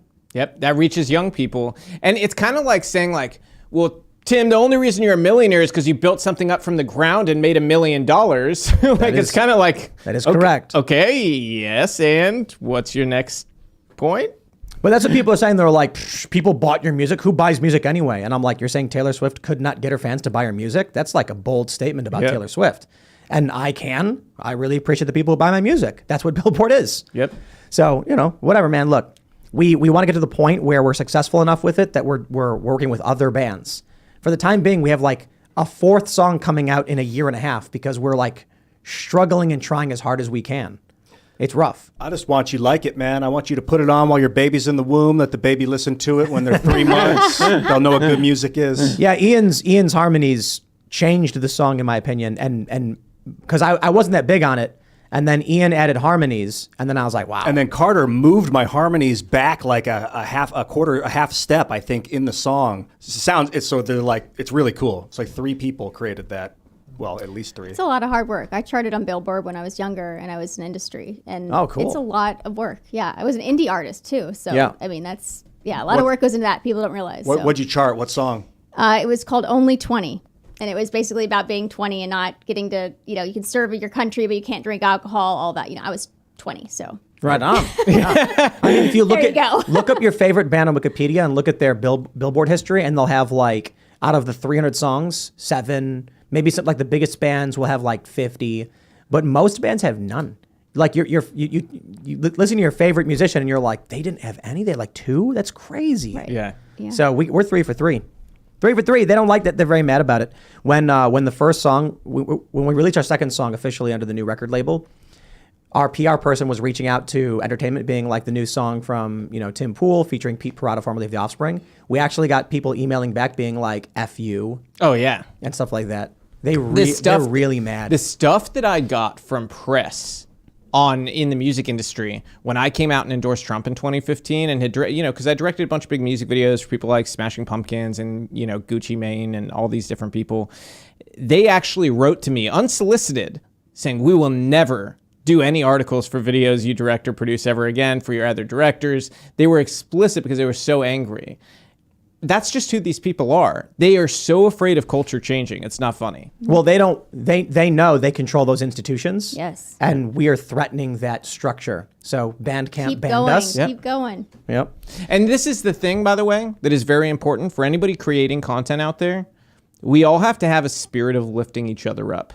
The spirit of competing against each other and thinking that there's not enough space for everybody to be successful is a lack mindset. There are millions and millions and over 100 million hungry people in our country for good quality content and entertainment that challenges the establishment orthodoxy. Rebellion has always been popular. Be a rebel, create content, and maybe you'll end up like Tim. Or maybe even better, you'll end up like me. I'm just kidding. No, you'll end up like one of us. Troy Dingman says, Tim, have you or Phil ever considered doing a cover of Aaron Tippin's 1991 song, You've Got to Stand for Something?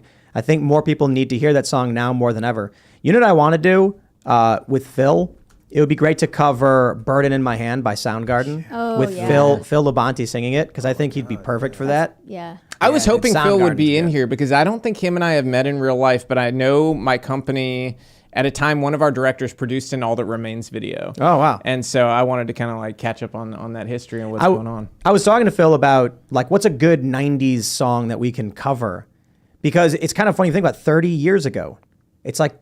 It's crazy. Yeah. In the 90s, people covered songs from the 80s. Could you imagine if we did a cover of a song from like 8 years ago? That's how it used to be. And it's like, wow, there's songs from like 10 years ago that's still on the radio. The 90s were the golden age of music, in my opinion. It's like the best music. I agree. And I know a lot of people are like, oh, it's old. No. Look, I'm not saying that you have to like the style. I'm not saying that grunge was the best music ever. I'm saying if you listen to the lyrics of these Soundgarden songs, there's like a story being told. If you listen to, and fair point, Audio Slave was 2001, Like a Stone by Audio Slave, Chris... I mean, these lyrics are one of my favorite songs. Masterpiece. Like a Stone is a masterpiece. Mm-hmm. I'd keep early 2000s in with the 90s, like because it was a different world. Because I'd say like sometime around 2004, 5-ish, everything changed. A lot of electronica. A lot of the popular music at the time. Not all of it, but a lot of it had deep lyrics that worked and explained things, and it was like. You were absorbing information. You could say something. You had to have real talent back then too, because that was everything now is all fake. But I want to say this to anybody who is Christian and has not heard the song Like a Stone by Audioslave, you are missing out. Right. Yeah. Holy crap, that song blows my mind. I want to cover that song. And it bums me out that Tom Morello did the guitar for it because I think he's kind of like a wacky dude. Yeah. But fair point, Tom. You wrote with Chris and your band a masterpiece, hands down.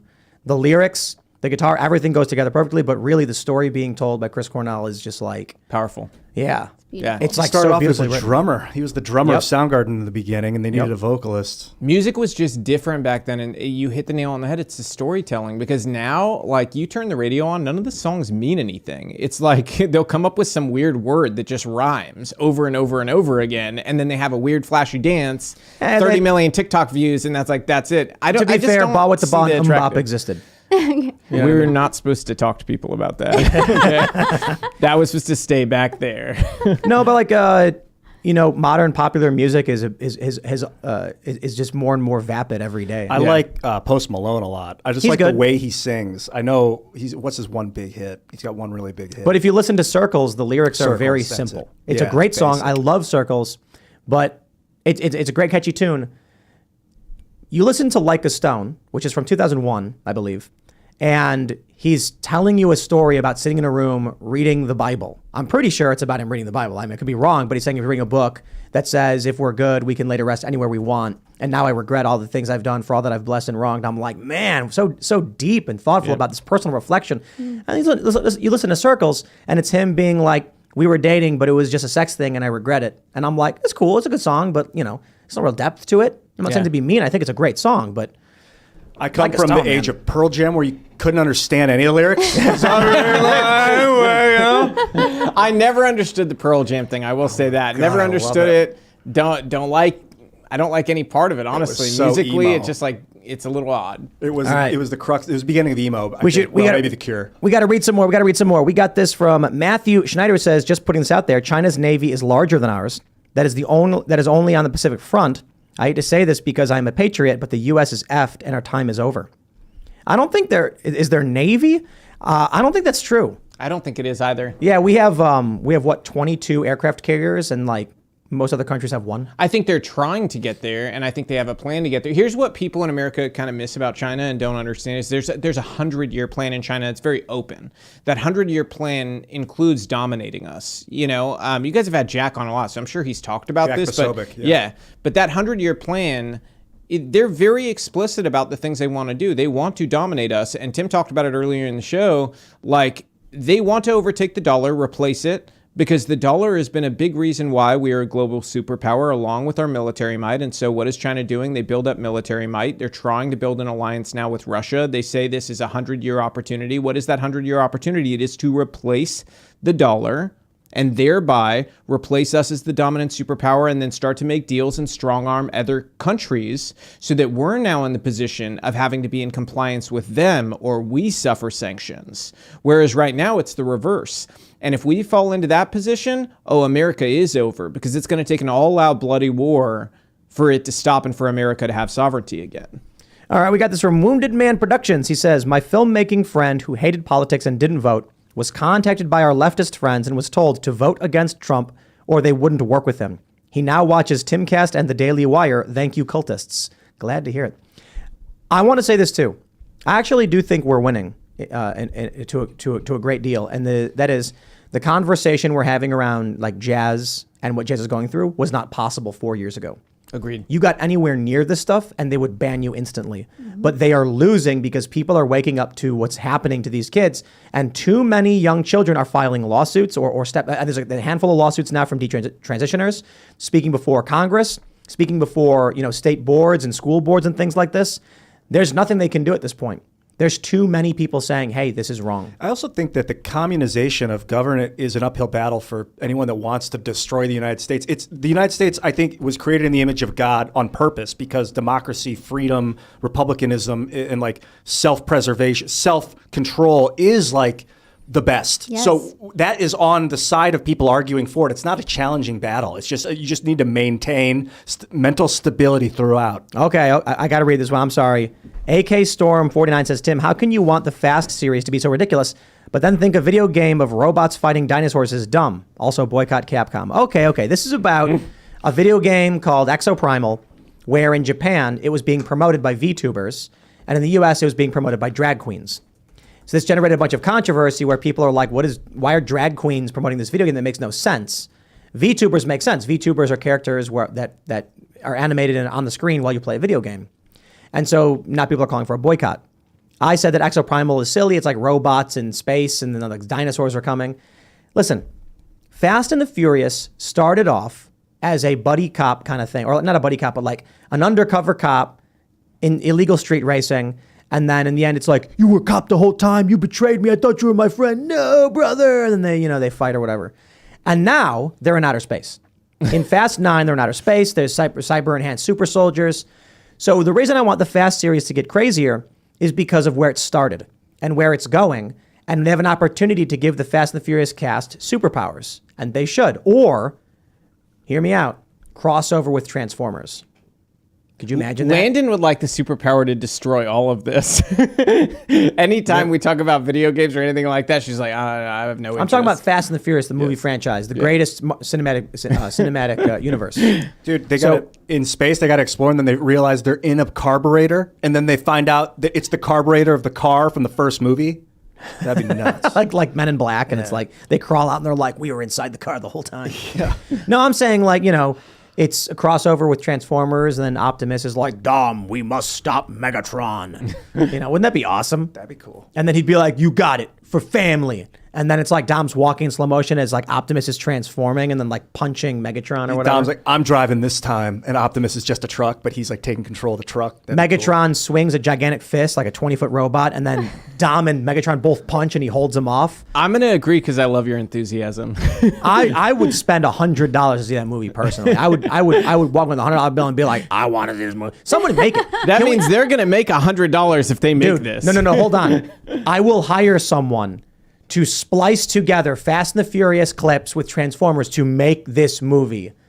It must be done. I wonder if AI could help with that. I could help because I directed the music video for the last Transformers movie. And so I have all the Transformers footage. I don't know if Paramount will get mad at me for this, but I have all the We'll release it for free as a parody thing. By the way, fun fact, Michael Bay was my colorist on that video, so he colored it for me afterwards. Very cool. Nice. I'm sure Paramount Pictures is not a fan of my politics. I'm not kidding. To say, but I will hire someone to make this. I mean, maybe we do like a 10-minute gag short, but it would be amazing. And then like we can have Dom's like eyes glowing and he flies in the air and then shoots like Superman or something like through the air. He's flying or whatever, fighting with Megatron. Dude, you know what? I actually like this now. The more I think about it, at first I thought you sounded like a nut job, but now I'm like, you know what?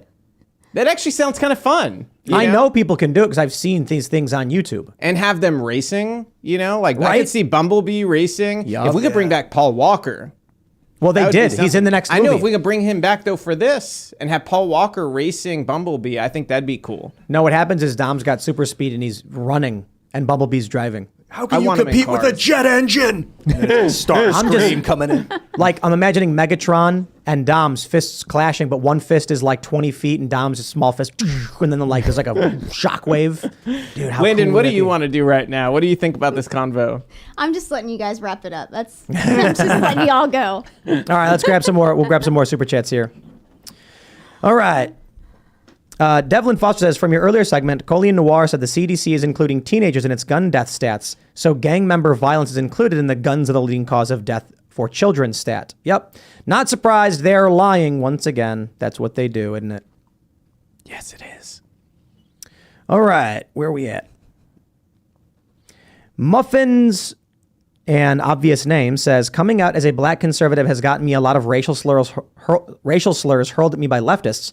I'm fairly certain if I Am Jazz comes out as conservative, they'd face the same type of sentiments, trans, traitor, etc. I'm not saying Jazz comes out as conservative. I'm saying Jazz just comes out and says, hey, this is how I feel. Mm-hmm. Just being true to themselves. Yeah, and I don't think she is conservative, frankly. I think that the best we can hope for is that, they're able to find out that this was a mistake and that they need to accept. Here's the crazy thing, though, but Jazz can never be the man that Jazz would have been. I know. That's what's horrific about these surgeries.